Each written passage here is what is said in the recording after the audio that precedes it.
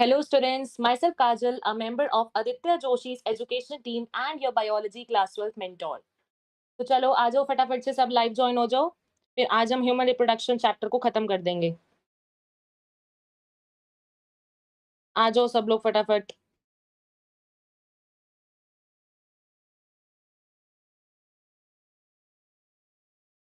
Hello everyone, आ जाओ फटाफट से सब।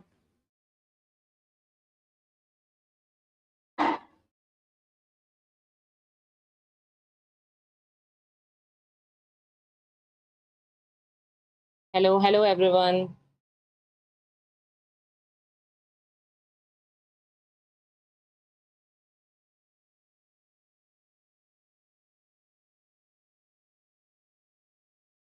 आ जाओ फटाफट से, आज ह्यूमन रिप्रोडक्शन का लास्ट पार्ट होगा।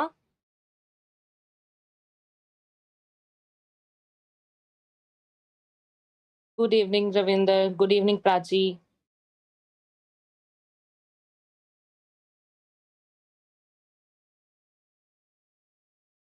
हेलो अंश, आ जाओ फटाफट से। पहले वाली क्लास देखी है तुमने, पार्ट 2 जो हमने किया था जिसमें हमने न्यूमेरिकल्स किए थे पोलर बॉडीज के ऊपर। इतने कॉम्प्लेक्स कॉम्प्लेक्स न्यूमेरिकल्स हमने किए थे, वो भी इजी तरीके से बिल्कुल। सबने पार्ट 2 देखा है जो यहाँ पे आए हैं?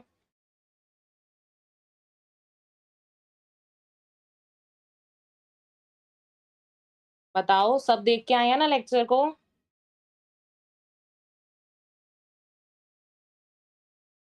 आज ह्यूमन रिप्रोडक्शन में हम मोरिला वाला पार्चुरेशन, लैक्टेशन ये सब करेंगे और लास्ट में हम समरी ऑफ द चैप्टर भी रीड करेंगे, ठीक है?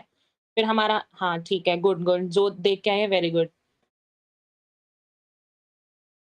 Okay, okay.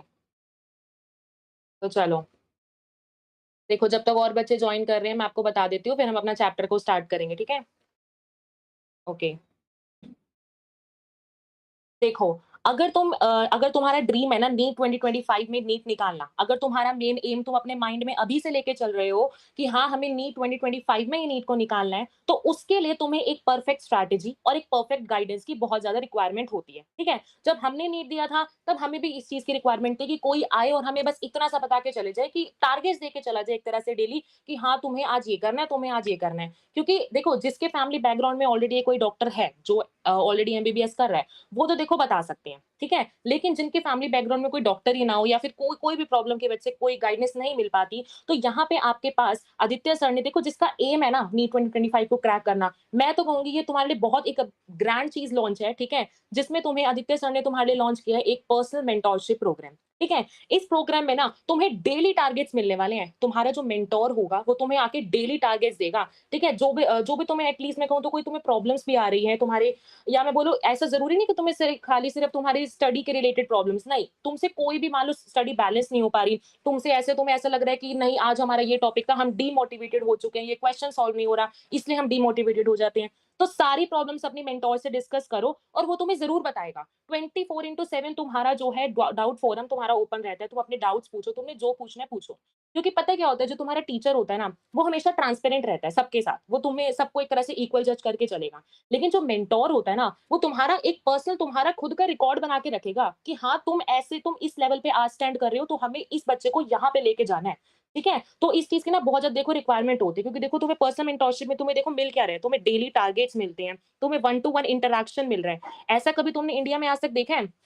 तुम देखो कभी टीचर्स देखे होंगे, तुम बड़े-बड़े प्लेटफ़ॉर्म से पढ़ते हो, जहाँ भी पढ़ते होगे, ठीक है? तुम वहाँ पे क्या देखते हो? कोई टीचर आया, पढ़ा के चला गया। क्या तुम्हें वहाँ पे एक पर्सनल मेंटर मिल पाता है उस स्टेट में कि हाँ, अ, आधे बच्चे तो देखो इंट्रोवर्ट्स होते हैं, वो अपनी चीज़ों को एक्सप्लेन ही नहीं कर पाते। तो उस सिचुएशन में हमारे पास जो है मेंटर की बहुत ज़्यादा रिक्वायरमेंट होती है, ठीक है? तुम्हारा जो मेंटर होगा वो तुम्हारा टेस्ट एनालिसिस करके देगा कि हाँ, तुम ये क्वेश्चन्स है, तुम यहाँ पे सिली मिस्टेक बहुत ज़्यादा करते हो, क्वेश्चन को अच्छे से रीड करा करो। तो ये सारी चीज़ें तुम्हें आके ना बताई जाती हैं। ठीक है? प्लस देखो पर्सनल मेंटरशिप में देखो तुम्हें क्या मिला, तुम्हें 30,000 क्वेश्चन बैंक्स मिल रहे हैं। क्वेश्चन बैंक्स देखो, क्वेश्चन जितने प्रैक्टिस करोगे ना, उतना अच्छा होता है नीट के लिए तो स्पेसिफिकली मैं तुम्हें बताऊँ तो। तो ये तुम खुद देखो, तुम्हें एक चीज़ मतलब जगह एक और काम अनेक, एक तरह से ये समझो तुम्हें एक जगह पे कितनी सारी तुम्हें चीज़ें जो है वो मिल रही है।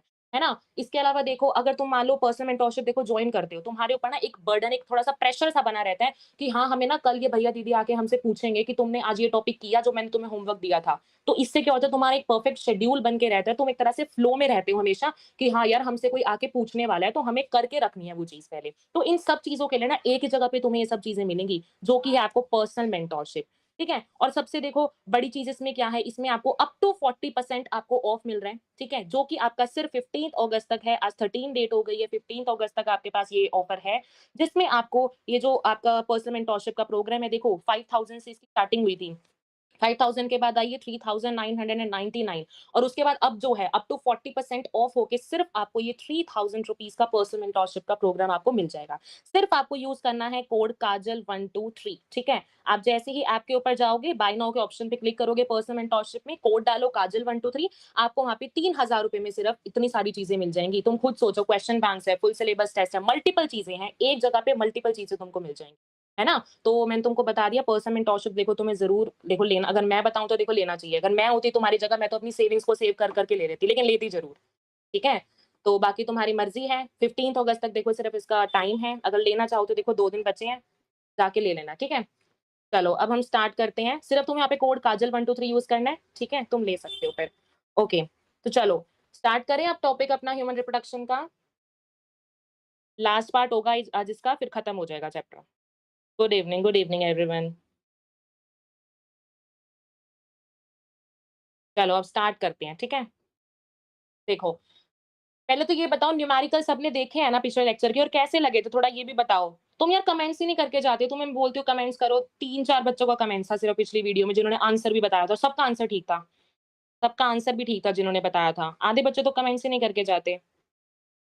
तुम्हें मैंने एक चीज़ बोली थी हैशटैग डॉक्टर अपने नाम लिख दिया करो वहाँ पे, वो भी नहीं होता। कितनी देर लगती है एक कमेंट में,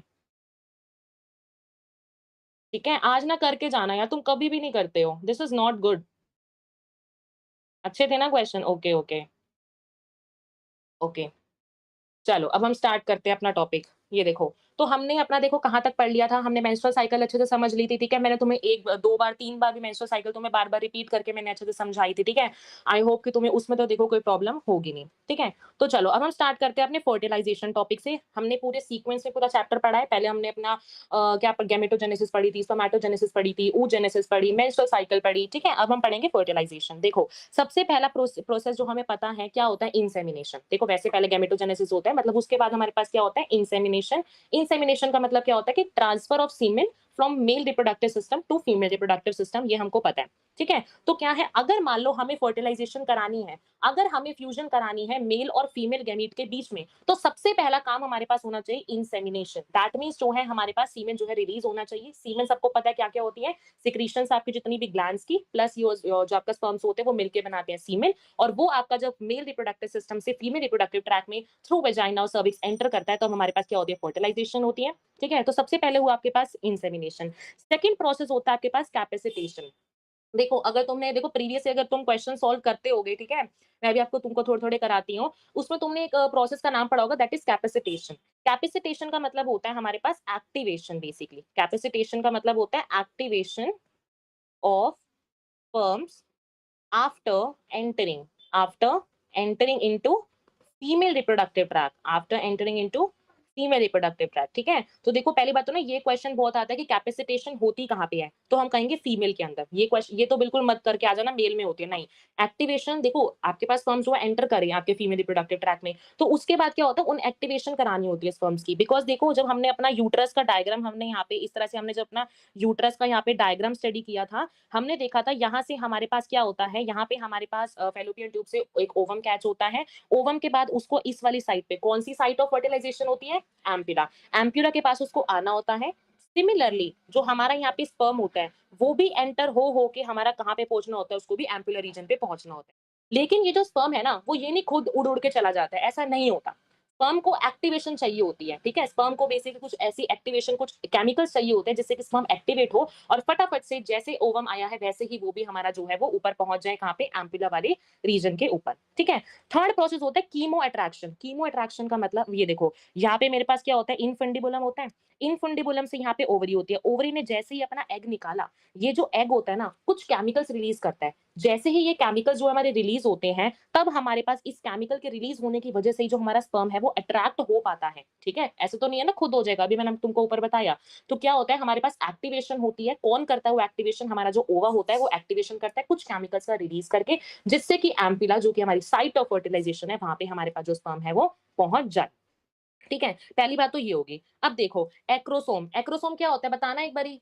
एक्रोसोम क्या होता है? पिछले लेक्चर हमने स्टडी किया था स्ट्रक्चर ऑफ स्पर्म में एक्रोसोम क्या होता है? देखती हूँ मैं तुमने कितना रिविज़न किया है पिछले लेक्चर का। बताओ एक्रोसोम क्या होता है? चलो ये बता दो एक्रोसोम कौन से पोर्शन पे होता है? एंटीरियर पोर्शन ऑफ स्पर्म पे या फिर पोस्टीरियर सरफेस ऑफ स्पर्म पे? बताओ। लास्ट में आज हम क्वेश्चंस भी करेंगे, ठीक है? क्योंकि चैप्टर बहुत छोटा-सा थोड़ा-सा बचा है। समरी करेंगे फिर क्वेश्चंस करेंगे। ठीक है, प्राचीन है, ठीक है। एक्रोसोम जो होता है फिल्ड विद एंजाइम से होता है। पोस्टीरियर या फिर इंटीरियर सरफेस पे? ये बताओ। एंटीरियर बिल्कुल ठीक है, ठीक है, ठीक है। हेड में होता है, ठीक है, सबका ठीक है। तो मैंने तुम्हें बताया था, यहाँ पे हमारे पास स्पर्म के जो ऐसे स्ट्रक्चर्स मैंने पिछले लेक्चर में अच्छे से बताया था, यहाँ पे जो स्पर्म का स्ट्रक्चर होता है, इसमें क्या होता है हमारे पास नीचे आती है, यहाँ पे जो होता है, यहाँ पे हमारे पास एक्रोसोम होता है। जो ये एक्रोसोम होता है ना, जो ये एक्रोसोम होता है, ये फिल्ड होता है कुछ ना कुछ एंजाइम से और उन एंजाइम्स को हम बोलते हैं स्पर्म लाइसेंस। क्या बोलते हैं उनको? हम स्पर्म लाइसेंस बोलते हैं। एक्रोसोम के पास कुछ ऐसे एंजाइम्स होते हैं जिनको हम स्पर्म लाइसेंस भी बोलते हैं, ठीक है? अब देखो हमने ओवम का स्ट्रक्चर पढ़ा था, ये हमारे पास क्या थी? सबसे अंदर हमारे पास ज़ोना वो था, मेरे पास ओवम की मेम्ब्रेन ज़ोना पेल्यूसिड था। फिर उसके बाद हमारे पास क्या था? कोरोना रेडिएटा के इस तरह से हमारे पास सेल्स थे।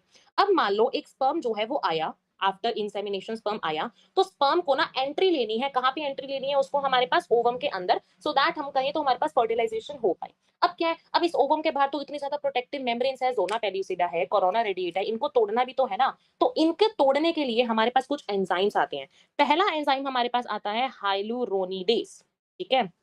ये देखो, ये ना तुम्हारे एनसीईआरटी में नहीं है, लेकिन देखो नीट 2025 का लेवल हमारा जितना मर्जी डिफिकल्ट आए, अगर तुम लेक्चर्स देख रहे हो ना अच्छे से, और जितने मैं देखो थोड़ा-थोड़ा एक्स्ट्रा बताती हूँ, ये नहीं कि मैं पूरा एक्स्ट्रा पढ़ा रही हूँ, नहीं, थोड़ा-थोड़ा एक्स्ट्रा बताती हूँ, जिससे कि 2025 का लेवल जितना भी ज़्यादा आए, तुम ज़रूर कर लोगे। क्योंकि देखो 2016 का अगर तुम पेपर उठा के देखोगे ना, that was the toughest paper, ठीक है? तो हमें क्या करना है, अगर 2025 का लेवल कितना भी ज़्यादा आए, हमें वहाँ पे नहीं डरना, हमें पहले ही थोड़ा बहुत एक्स्ट्रा हर चैप्टर में हम करेंगे, ठीक है? जैसे ह्यूमन रिप्रोडक्शन में थोड़ा-सा ज़्यादा आता है, तो हम करेंगे, ठीक है? क्या डाउट है? मोहित, दीदी इस प्रोसेस में कितना टाइम लगता है? इम्प्लांटेशन में पूछ रहे हो? इम्प्लांटेशन में देखो 6 टू 7 डेज़ का लगता है, अभी हम जब इम्प्लांटेशन देखेंगे, फिर हम देखेंगे, ठीक है? चलो। इम्प्लांटेशन अभी देखो अच्छे से करेंगे। देखो तो पहला एंजाइम हमारे पास आता है हाइलुरोनिडेज़। हाइलुरोनिडेज़ का काम क्या होता है? ये जो हमारे पास बैठे हुए कोरोना रेडिएटा वाले जो सेल्स होते हैं, इनको तोड़ना, ठीक है? जैसे ही मानो स्पर्म आया, ये जो कोरोना रेडिएटा वाले सेल्स हैं, ये टूटेंगे। ये जैसे ही हमारे पास टूटे, ये थोड़े से ना इनके बीच में स्पेस बन जाएगा, मीन्स थोड़े से ये अलग हो जाएँगे, इनके बीच में स्पेस क्रिएट हो जाएगा, ठीक है? तो चलो पहला काम तो हो गया स्पर्म की एंट्री के लिए, थोड़ा काम उसका आसान हो गया। सेकंड हमारे पास आता है corona penetrating enzyme, CPE. Second enzyme आता है हमारे पास कोरोना पेनिट्रेटिंग एंजाइम। ये क्या करेगा? अब देखो ये कोरोना वाले सेल्स आपके थोड़े लूज तो हो गए हैं, लेकिन इनको एंट्री भी तो लेनी है ना अंदर। तो अब क्या होगा? ये बिल्कुल टूट जाएंगे। पहले स्पेस बना, अब ये बिल्कुल टूट जाएंगे। और क्या हो जाएंगे टूटने के बाद? पेनिट्रेट कर जाएंगे जो आपके स्पर्म्स हैं वो, ठीक है? अब थर्ड आता है हमारे पास जोना लाइसिन। थर्ड आता है हमारे पास जोना लाइसिन। जोना लाइसिन कौन सा एंजाइम है? जो आपके क्या करेगा? इस ब्लू वाली लेयर को, दैट मीन्स आपकी ज़ोना पेलुसिडा वाली लेयर को तोड़ेगा। और जैसे ही ज़ोना पेलुसिडा टूट गई, कोरोना रेडिएटा टूट गई, उसके लूज़ हो गए सेल्स, सारा काम हो गया। अब हमारा स्पर्म जो है वो बिल्कुल फ्री हो गया कि हाँ, अब मैं एंटर कर जाऊँगा। ठीक है? तो ये तीनों एंजाइम जो होते हैं बहुत ज़्यादा हेल्पफुल होते हैं अगर हमें सक्सेसफुल एंट्री करानी है अपने स्पर्म की हमारे ओवम के अंदर। और ये बताओ, मुझे बताओ, आफ्टर एंट्री मैं आपसे क्वेश्चन पूछती हूँ, एंट्री ऑफ स्पर्म के बाद कौन-सी मेयोसिस जो है वो कंप्लीट होती है, फर्स्ट या फिर सेकंड? बताओ। अगर तुमने मेंस्ट्रुअल साइकिल oogenesis पढ़ा है तो तुम बता दोगे कि जब हमारे पास स्पर्म एंट्री लेता है, एक्चुअल में फर्टिलाइजेशन हो जाती है, तो कौन-सी मेयोसिस कंप्लीट होती है? मेयोसिस 1 कंप्लीट होती है या फिर मेयोसिस 2 कंप्लीट होती है? टेल मी फास्ट, बताओ। 1 कंप्लीट होती है या हमारे पास 2 कंप्लीट होती है? सेकंड, बिल्कुल ठीक है, करके आए हो रिविज़न।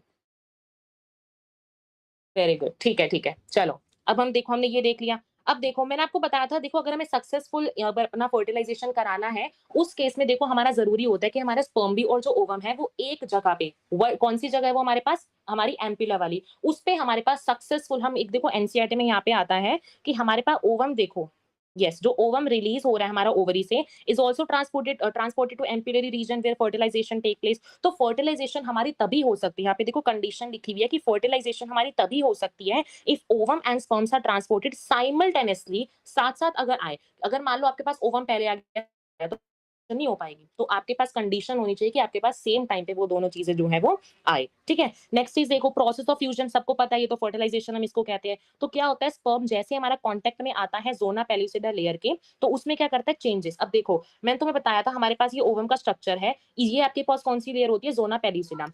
जैसे ही आपका स्पर्म जो वो एंटर करता है, तो क्या होता है, ज़ोना पेलुसिडा लेयर इतनी ज्यादा हार्ड बन जाती है। जो आपकी ज़ोना पेलुसिडा वाली लेयर है, वो इतनी ज्यादा हार्डेस्ट हार्डेस्ट चीज बन जाती है, हार्डेस्ट मेम्ब्रेन बन जाती है कि और कोई स्पर्म अब एंटर ना ले ले। वो एक तरह से सिक्योरिटी गार्ड की तरह एक्ट करती है कि अब एक एंट्री ले गया ना, अब दूसरा ना आ जाए। वो ऐसे एक तरह से एंट्री को प्रमो वो करती है, मीन्स इनहिबिट करती है। तो हम इन सिंपल कह सकते हैं कि हमारी जो सिक्रीशन होती है हमारे पास, देखो सारा काम किससे हो रहा है, स्पर्म लाइसिन से, जो कि किससे बनता है हमारे पास, हमारे एक्रोसोम से। तो क्या होता है हमारे पास सिक्रीशन, अभी आपको मैंने बताया सिक्रीशन हेल्प करती है और ज़ोना पेलुसिडा लेयर एकदम से हार्डेस्ट बन जाती है। और किसको प्रिवेंट करेगी, ये बताओ किसको प्रिवेंट करेगी, ये सिचुएशन हमारी प्रिवेंट करती है पोलीस्पर्मी को। किसको प्रिवेंट करती है, पोलीस्पर्मी। पोलीस्पर्मी का मतलब, पोली मतलब मैनी, स्पर्मी मींस मतलब हमारे पास स्पर्म जो होते हैं। ठीक है, तो हमारे पास एक से ज्यादा स्पर्म्स एंट्री ना कर जाए, इस सिचुएशन को हमारे पास प्रिवेंट कौन करके चलता है, हमारे पास ज़ोना पेलुसिडा वाली जो मेम्ब्रेन होती है वो। ठीक है, तो ये तो हो जाता है हमारे फर्टिलाइजेशन की बात। ठीक है, नेक्स्ट टॉपिक देखो, हमने एनसीईआरटी से भी रीड कर लिया, तो चलो अब हम स्टार्ट करते हैं अपना सेक्स डिटर्मिनेशन का टॉपिक। क्या शुरू करते हैं अब हम अपना सेक्स डिटर्मिनेशन का टॉपिक। चलो अब तुम ये बताओ, ये तुम पहले से पढ़ते आ रहे होगे, सेक्स मेन डिटरमाइन कौन करता है, मेल करता है या फीमेल करता है, बताओ। मेल करता है या फीमेल करता है, जो मेन सेक्स डिटरमिनेशन होती है वो किसके थ्रू होती है, आइदर मेल और फीमेल, बताओ। मेल, ठीक है, ठीक है। हाँ, ये तो सबको पता होगा, है ना? देखो, क्योंकि देखो मेल क्यों करता है? मेल देखो, हमें पता है मेल के पास जो गेमीट्स होते हैं वो XY होता है और फीमेल के पास हमारे पास XX होते हैं। और हमें पता है हमारी बॉडी में कितने ऑटोज़ोम्स होते हैं, सबको पता है। तो अगर मैं मेल की कंडीशन बताऊँ ना, मेल के पास हमारे कंडीशन होते हैं 22+X और दूसरा होता है हमारे पास 22+Y। 22 पता है ना, ये ऑटोज़ोम्स होते हैं, मीन्स नॉर्मल बॉडी वाले टेम्परेचर। डिफरेंस सिर्फ कहाँ पे आता है, सेक्स क्रोमोसोम के अंदर। और सेक्स क्रोमोसोम कौन से होते हैं, X और Y। लेकिन जो बेचारी फीमेल है, उसके पास तो सिर्फ यही सिचुएशन बनी ना। मेल के पास तो दो-दो सिचुएशंस आ गई, वो तो हैप्पी हो गया। लेकिन फीमेल के पास तो सिर्फ एक ही सिचुएशन रही ना। तो अब देखो, अगर मान लो, ये तो देखो सबको क्रॉस पता होगा, हम जेनेटिक्स में ना बहुत अच्छे क्रॉसेस करेंगे, ठीक है? तो जेनेटिक्स वाले लेक्चर तो देखो ज़रूर देखना, ठीक है? अब देखो, अगर मान लो मेरे पास ये फ्यूजन कर जाता है, तो हमारे पास क्या बन जाएगा, एक्स और एक्स फ्यूजन कर गया, तो हमारे पास फीमेल बन जाएगी, ठीक है? अगर मान लो हमारे पास एक्स और वाई फ्यूजन कर गया, तो हमारे पास मेल बन जाएगा, है ना? तो ये एट द एंड मैं कहूँ तो रिस्पॉन्सिबल तो मेल ही हुआ ना। फीमेल तो बेचारी एक ही दे रही है, वो इसमें भी एक्स देगी, दूसरी सिचुएशन में भी एक्स देगी। सबसे मेन काम तो मेल ने किया ना। अगर मेल ने वाई दे दिया और वाई के साथ एक्स फ्यूजन कर गया, तो क्या बन जाएगा, मेल नहीं बन जाएगा। तो इस सिचुएशन में देखो, यहाँ पे लिखा हुआ है एनसीईआरटी में कि ना, फीमेल्स आर ब्लेम्ड, फीमेल्स को जो है ब्लेमिंग की जाती है for having a daughter, but ऐसा नहीं होता है। मेल जो रिस्पॉन्सिबिलिटी होती है सेक्स डिटर्मिनेशन में, वो होती है हमारे पास मेल की, ठीक है? So female should not be blamed. देखो यहाँ पे आपको एनसीईआरटी में लिख रखा है, सी देयरफॉर ऑल द हैप्लॉइड, ये देखो तुम्हें पता होगा, ये तो 50% एक्स होते हैं, 50% वाई होते हैं मेल के अंदर, क्योंकि एक्स है और वाई है और दोनों के पास इक्वल प्रोबेबिलिटी होती है एक्स जाने की और हमारे पास वाई ट्रांसमिट करने की। जेनेटिक्स में इसका अच्छे से हम पढ़ेंगे, लॉ ऑफ सेग्रीगेशन में। ठीक है, तो चलो हमने ये तो देख लिया, आइदर एक्स वाई और एक्स वाई होता है depending on whether the sperm carrying x और वाई फर्टिलाइज द ओवम, कि कौन सा आपके पास ओवम के बाद जो है फर्टिलाइजेशन शो करता है। ठीक है, चलो अब हम देखेंगे अपना most important topic for today is, जो हमारा आता है ट्रोफोब्लास्ट, मोरिला। ये सब तुम्हें ना कंफ्यूजन होती होगी, ट्रोफोब्लास्ट कब बना, मोरिला कब बना, ब्लास्टोसिस्ट कब बना। तो हम आज ना ये चीज देखेंगे। चलो देखो, अब देखो क्या होता है हमारे पास, ये हमारा आया गोल गोल ओवम। ओवम ओवम कैसा शेप का होता है, स्फेरिकल शेप का होता है ना। तो ये आया हमारा ओवम, ये आया हमारा स्पर्म। जैसे ही इनमें क्या हुआ, फ्यूजन हुई, हमारे पास क्या बन गया, जाइगोट। जाइगोट बन गया। अब देखो ओवम कैसा होता है, हेप्लॉइड। स्पर्म कैसा, स्पर्म एक गैमीट है, तो स्पर्म भी कैसा होगा हमारे पास, हेप्लॉइड। फ्यूजन हुई, फ्यूजन के बाद बन गया हमारा जाइगोट, दैट मींस आगे डिप्लॉइड कंडीशन। और every part of the body, हमारी बॉडी का पूरा जो पूरा सिस्टम है, वो क्या चाहता है, वो सिर्फ एक चीज चाहता है कि हमारी बॉडी का पूरा सिस्टम जो है डिप्लॉइड कंडीशन में रहे। हेप्लॉइड में कोई नहीं आना चाहता, सब कहते हैं ना हम कम में नहीं आएंगे, हम डिप्लॉइड कंडीशन में रहेंगे। दैट मींस हम 46 क्रोमोसोम वाली स्टेट में रहेंगे, 23 में हम नहीं आएंगे। तो इस चीज को करने के लिए क्या होता है, हमारा जो जाइगोट होता है ना, वो अपने अंदर ना माइटोटिक डिवीजन शो करता है। देखो मियोसिस तो शो कर नहीं सकता क्योंकि मियोसिस क्या है, एक रिडक्शनल डिवीजन है, उसमें क्रोमोसोम नंबर कम हो जाते हैं। लेकिन माइटोसिस एक इक्वेशनल डिवीजन है, जिससे कि हम कह सकते हैं कि ज़ायगोट अब नंबर अपना कम नहीं करना चाहता, वो अपना नंबर बढ़ाता रहना चाहता है। तो हमारा जो ज़ायगोट होता है ना, वो माइटोसिस में जाता है। किसमें जाता है? माइटोसिस। लेकिन ह्यूमन रिप्रोडक्शन वाले चैप्टर में हम माइटोसिस को माइटोसिस नहीं कहते, इसका नाम ही बदल जाता है। हम माइटोसिस को नाम देते हैं हमारा क्लीवेज। क्या टर्म देते हैं हम उसको? एक क्लीवेज, एक अलग नाम देते हैं माइटोसिस को, हम उसको बोलते हैं क्लीवेज। अब क्या करेगा हमारा जो ज़ायगोट होता है ना, ज़ायगोट मान लो हमारे पास ये ज़ोना पेलुसिडा वाली मेम्ब्रेन थी, अंदर हमारा क्या बैठा है हमारे पास यहाँ पे वो जो हमारा फर्टिलाइज़्ड ज़ायगोट है वो बैठा है। देखो ज़ोना पेलुसिडा अभी भी इंटैक्ट रहेगी, ठीक है? ये हमारी ज़ोना पेलुसिडा वाली मेम्ब्रेन थी, ये हमारे पास अंदर क्या रहा हमारा जो ज़ायगोट है वो रहा। अब इस ज़ायगोट के अंदर ना डिविजन्स होनी स्टार्ट करेंगी और ये देखो जब तुम्हारा माइटोसिस के बाद जब उसके जो प्रोडक्ट्स बनते हैं, हमने पढ़ा है ना माइटोसिस 1 से 2 बन जाता है, 2 से 4 बन जाता है, तो उसके प्रोडक्ट्स को हम क्या बोलते थे? प्रोजेनी आ गई। लेकिन ह्यूमन रिप्रोडक्शन वाले चैप्टर में हम क्या बोलते हैं, जो उनकी प्रोजेनी आती है ना, उनको हम एक अलग नाम देते हैं। नाम क्या देते हैं? ब्लास्टोमियर्स, ठीक है? तो ये दोनों ना एक तरह से मैं कहूँ एनालॉगस है माइटोसिस की टर्म्स के लिए। सिंपली मैं बोलूँ माइटोसिस के लिए हम क्लीवेज यूज़ करते हैं और उनकी प्रोजेनी के लिए हम वर्ड यूज़ करेंगे ब्लास्टोमियर्स, ठीक है? अब देखो, अब डिवीजन स्टार्ट होगी मेन। ये देखो, अब जैसे मान लो हमारे पास सबसे पहली डिवीजन जब होती है ना, पहली डिवीजन हमारे पास होती है, सेल जो है वो 1 से 2 में बनेगा क्योंकि माइटोसिस में पता है 1 से 2 चीज़ें हमारे पास बनती हैं। जैसे कि मान लो ये मेरे पास ज़ोना पेलुसिडा मेम्ब्रेन अभी भी रहेगी, ठीक है? ज़ोना पेलुसिडा वाली मेम्ब्रेन रही, यहाँ पे मेरे पास क्या हुआ 2 सेल जो थे वो बन गए। क्या बन गए मेरे पास यहाँ पे 2 सेल बन गए। उसके बाद फिर डिवीजन होगी 2 से 4 बनेंगे, 4 से 8 बनेंगे, इस तरह से हमारे पास डिवीजन चलती रहेगी। अब ये देखो ज़ोना पेलुसिडा वाली मेम्ब्रेन है, अब हमारे पास यहाँ पे क्या होगा, ये एक तरह से 1, 2, 3, 4 इस तरह से हमारे पास 8 सेल्ड कंडीशन आ जाएगी। कौन-सी कंडीशन आ जाएगी हमारे पास? 8 सेल्ड कंडीशन आ जाएगी। इस सिचुएशन को हम कहते हैं मोरिला। क्या बोलते हैं? मोरिला। मतलब मोरिला कौन-सी सिचुएशन है जिसमें हमारे पास 8 ब्लास्टोमियर्स मिलेंगे। अब समझ आया ना ब्लास्टोमियर्स क्या होते हैं? जो तुम प्रोजेनी का दूसरा नाम है। वैसे उसमें तुम प्रोजेनी नाम बोलते हो सिंपल, लेकिन ह्यूमन रिप्रोडक्शन में तुम उसके एनालॉगस टर्म यूज़ करोगे। क्या बोलोगे तुम वहाँ पे? ब्लास्टोमियर बोलोगे और 8 सेल्ड वाली ब्लास्टोमियर की कंडीशन जब आ जाएगी, उसको तुम नाम दोगे मोरिला। ठीक है? अब क्या होगा? अब और भी तो डिवाइड करेगा ना सेल और ये पता है डिवीज़न कब होती है? देखो, जैसे हमने यहाँ पे अपना यूट्रस पढ़ा था, ये हमने अपना यूट्रस पढ़ा था। यहाँ से हमारे पास मान लो यहाँ पे हमारे पास क्या हुआ फर्टिलाइज़ेशन हो गई। फर्टिलाइज़ेशन होते-होते ना इसको नीचे आना है। जो हमारा एट द एंड हमारे पास बन चुका है ना हमारा जो ज़ायगोट बन चुका है। इस ज़ायगोट को मैंने तुम्हें बताया था यहाँ पे को 3 लेयर्स होती थी एंडोमेट्रियम, पेरीमेट्रियम और हमारे पास मायोमेट्रियम। इस एंडोमेट्रियम में आके ना इस ज़ायगोट को समा जाना है एक तरह से। ज़ायगोट चाहता है कि मैं इस एंडोमेट्रियम वाली लेयर में आके ना बिल्कुल समा जाऊँ। तो इसको होता है हमारे पास जो ज़ायगोट होता है वो डिवीज़न शो करता है। ज़ायगोट मान लो यहाँ पे आपके पास 2 सेल्ड कंडीशन बनी, यहाँ वो मोरुला बन गया, यहाँ नीचे आते-आते ब्लास्टोसिस्ट बन जाएगा और जैसे ही ब्लास्टोसिस्ट बना, ब्लास्टोसिस्ट मेन एक ऐसी स्टेज होती है जब हमारे पास एक्चुअल में क्या होता है हमारे पास एंडोमेट्रियम में क्या हो जाती है इम्प्लांटेशन हो जाती है। इम्प्लांटेशन हम आगे स्टडी करेंगे। फिलहाल समझो ये जो डिविजन्स होती हैं ये किसमें होती हैं? फैलोपियन ट्यूब में होती है। क्यों होती है? क्योंकि हमें क्या करना है इसको नीचे लाना है ना, इसको एंडोमेट्रियम में जाके एम्बेड करना है। ठीक है? अब देखो, अब तुम्हारे पास क्या हुआ यहाँ पे, चलो तुम्हारे पास 8 सेल्ड कंडीशन तो आ गई। इस 8 सेल्ड कंडीशन के बाद तुम्हारे पास क्या होगा, अब और मोर सेल्ड कंडीशन आएगी। अब इस मोर सेल्ड कंडीशन में क्या होगा, जो तुम्हारे सेल्स है ना, वो डिवाइड हो जाएँगे। एक तो कवरिंग बना लेंगे तुम्हारे पास बिल्कुल बाहर की, इस तरह से एक कवरिंग बना लेंगे इस तरह की, ठीक है? इसको हम बोल देंगे ट्रोफोब्लास्ट। क्या बोल देंगे? ट्रोफोब्लास्ट, ठीक है? ट्रोफोब्लास्ट क्या है तुम्हारे पास कि जो तुम्हारे पास यही वाले जो सेल्स थे ना, यही वाले सेल्स जो होंगे एक कवरिंग ले लेंगे बिल्कुल बाहर और एक सेल जो होंगे ना, जो दूसरे आपके पास टाइप ऑफ सेल्स होंगे, वो एक तरह से चिपक जाएँगे। एक कॉर्नर में कहूँ तो या मैं सिंपल बोलूँ एक सिस्ट बना लेंगे। सिस्ट सबको पता है ना, सिस्ट का मतलब होता है एक तरह से गाँठ टाइप, ठीक है? तो क्या होगा जो दूसरे सेल्स होंगे वो क्या कर लेंगे, गाँठ बना लेंगे सिर्फ़ एक साइड पे जाके और इनको हम नाम बोल देते हैं इनर सेल मास, ठीक है? तो याद रखना यही सेल आपके बाहर वाली लेयर बना लेंगे ट्रोफोब्लास्ट और एक सिस्ट जो बना लेते हैं वो होते हैं हमारे पास इनर सेल मास, ठीक है? ये इंपॉर्टेंट है और ये सिचुएशन जब हमारे पास आ जाती है ना, इसको हम बोलते हैं ब्लास्टोसिस्ट। क्या बोलते हैं? ब्लास्टोसिस्ट। यही ब्लास्टोसिस्ट हम आगे देखेंगे कि हमारा यही आगे जाके एम्बेड होता है और इम्प्लांटेशन को कॉज़ करता है, जिससे फिर इम्प्लांटेशन होगी, प्लेसेंटा आएगा, अम्बिलिकल कॉर्ड आएगा, वो हम अभी आगे स्टडी करेंगे, ठीक है? अब ये देखो, अब इसके अंदर जितना भी ये खाली स्पेस तुम्हें दिख रहा है ना, ये जितना भी खाली स्पेस दिख रहा है, इसको हम कहते हैं ब्लास्टोसील कैविटी। क्या बोलते हैं इसको हम? Blastocoel cavity. तो याद रखना कैसे सिचुएशन आती है, 1 से 2 बना, 2 से 8 का बना जिसको हमने मोरेला बोला। मोरेला के बाद 16 सेल स्टेज आई सिंपली मैं कह सकती हूँ, जिसमें आउटर वालों ने ट्रोफोब्लास्ट बना लिया, अंदर वालों ने इनर सेल मास बना लिया। पूरे को हमने कहा ब्लास्टोसिस्ट, कैविटी को हमने बोला, कैविटी का मतलब खाली स्पेस, कैविटी को हमने बोला ब्लास्टोसील कैविटी। ये देखो तुम एनसीईआरटी का डायग्राम देखो, देखो एनसीईआरटी के इससे ना बहुत क्वेश्चन आते हैं तो इसको ध्यान से देखना। देखो पहले क्या था, स्पर्म एंट्री करे, 2 बने, 4 बने, मोरेला बना आर्ट सेल्ड कंडीशन का। अब ये देखो, इस वाला डायग्राम में देखो, इधर से तुम्हारे पास सिचुएशन स्टार्ट हुई, ये देखो किस तरह से नीचे मूवमेंट शो कर रहे हैं। ये देखो, किस तरह से हमारे पास ये नीचे वाली मूवमेंट शो कर रहा है ना, ये देखो, इस तरह से नीचे आके ये एम्बेड हो जाएगा और अल्टीमेटली फर्टिलाइजेशन को लीड कर देगा। अब देखो, क्वेश्चन तुम्हारा ना नीट में यहाँ से आता है, ये डायग्राम दे देंगे, कहेंगे ये क्या है? आधे बच्चे बोल के आएँगे ब्लास्टोसिस्ट, गलत हो जाएगा वहीं पे क्वेश्चन।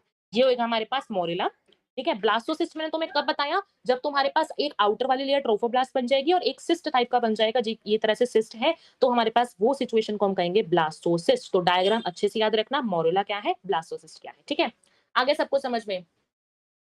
आगे सबको देखो, मैं आपको एनसीईआरटी से भी रीड करा देती हूँ। ये देखो, यहाँ लिखा हुआ है, मूव करेगा यूट्रस की तरफ हमने पढ़ लिया। ब्लास्टोमियस कैस किस तरह से अरेंज होते हैं, ट्रोफोब्लास्ट आउटर लेयर में और अंदर वाले जो सेल्स होंगे वो हमारे पास इनर सेल मास होगा, ठीक है? Trophoblast layer get attached to endometrium. Trophoblast layer वाली जो ट्रोफोब्लास्ट लेयर बनती है, मींस आपकी बाहर वाली लेयर बनती है, यही हमारे पास बाद में जाके एम्बेड करती है हमारे एंडोमेट्रियम वाली लेयर में और हमारे पास हमारे पास जेस्टेशन पीरियड को जो है वो स्टार्ट करती है, ठीक है? तो अब हम देखेंगे अपना इम्प्लांटेशन। ये देखो, देखो इम्प्लांटेशन क्या है? इम्प्लांटेशन समझ में आ गया सबको? देखो क्या होता है, अटैचमेंट होना ब्लास्टोसिस्ट का। कोई भी मोरुला नहीं बोल के आएगा, कभी कोई बोला कि इम्प्लांटेशन मोरुला की होती है, नहीं, गलत हो जाएगा। इम्प्लांटेशन किसकी होती है? हमेशा ब्लास्टोसिस्ट की होती है। और कितने दिन बाद होती है? 6 से 7 दिन बाद। अभी क्वेश्चन भी पूछा था किसी ने, इम्प्लांटेशन जब होती है हमारी, वो कब होती है? 6 से 7 दिन बाद होती है। ये नहीं कि फर्टिलाइजेशन हुई, इंटरकोर्स हुआ और इम्प्लांटेशन हो गई, नहीं। 6 से 7 दिन लगते हैं आपकी जो है इम्प्लांटेशन को, ठीक है? तो this line is also very important. अब देखो, अगर मान लो तुम्हारे पास, देखो तुम्हारे पास ये तुम्हारा यूट्रस है,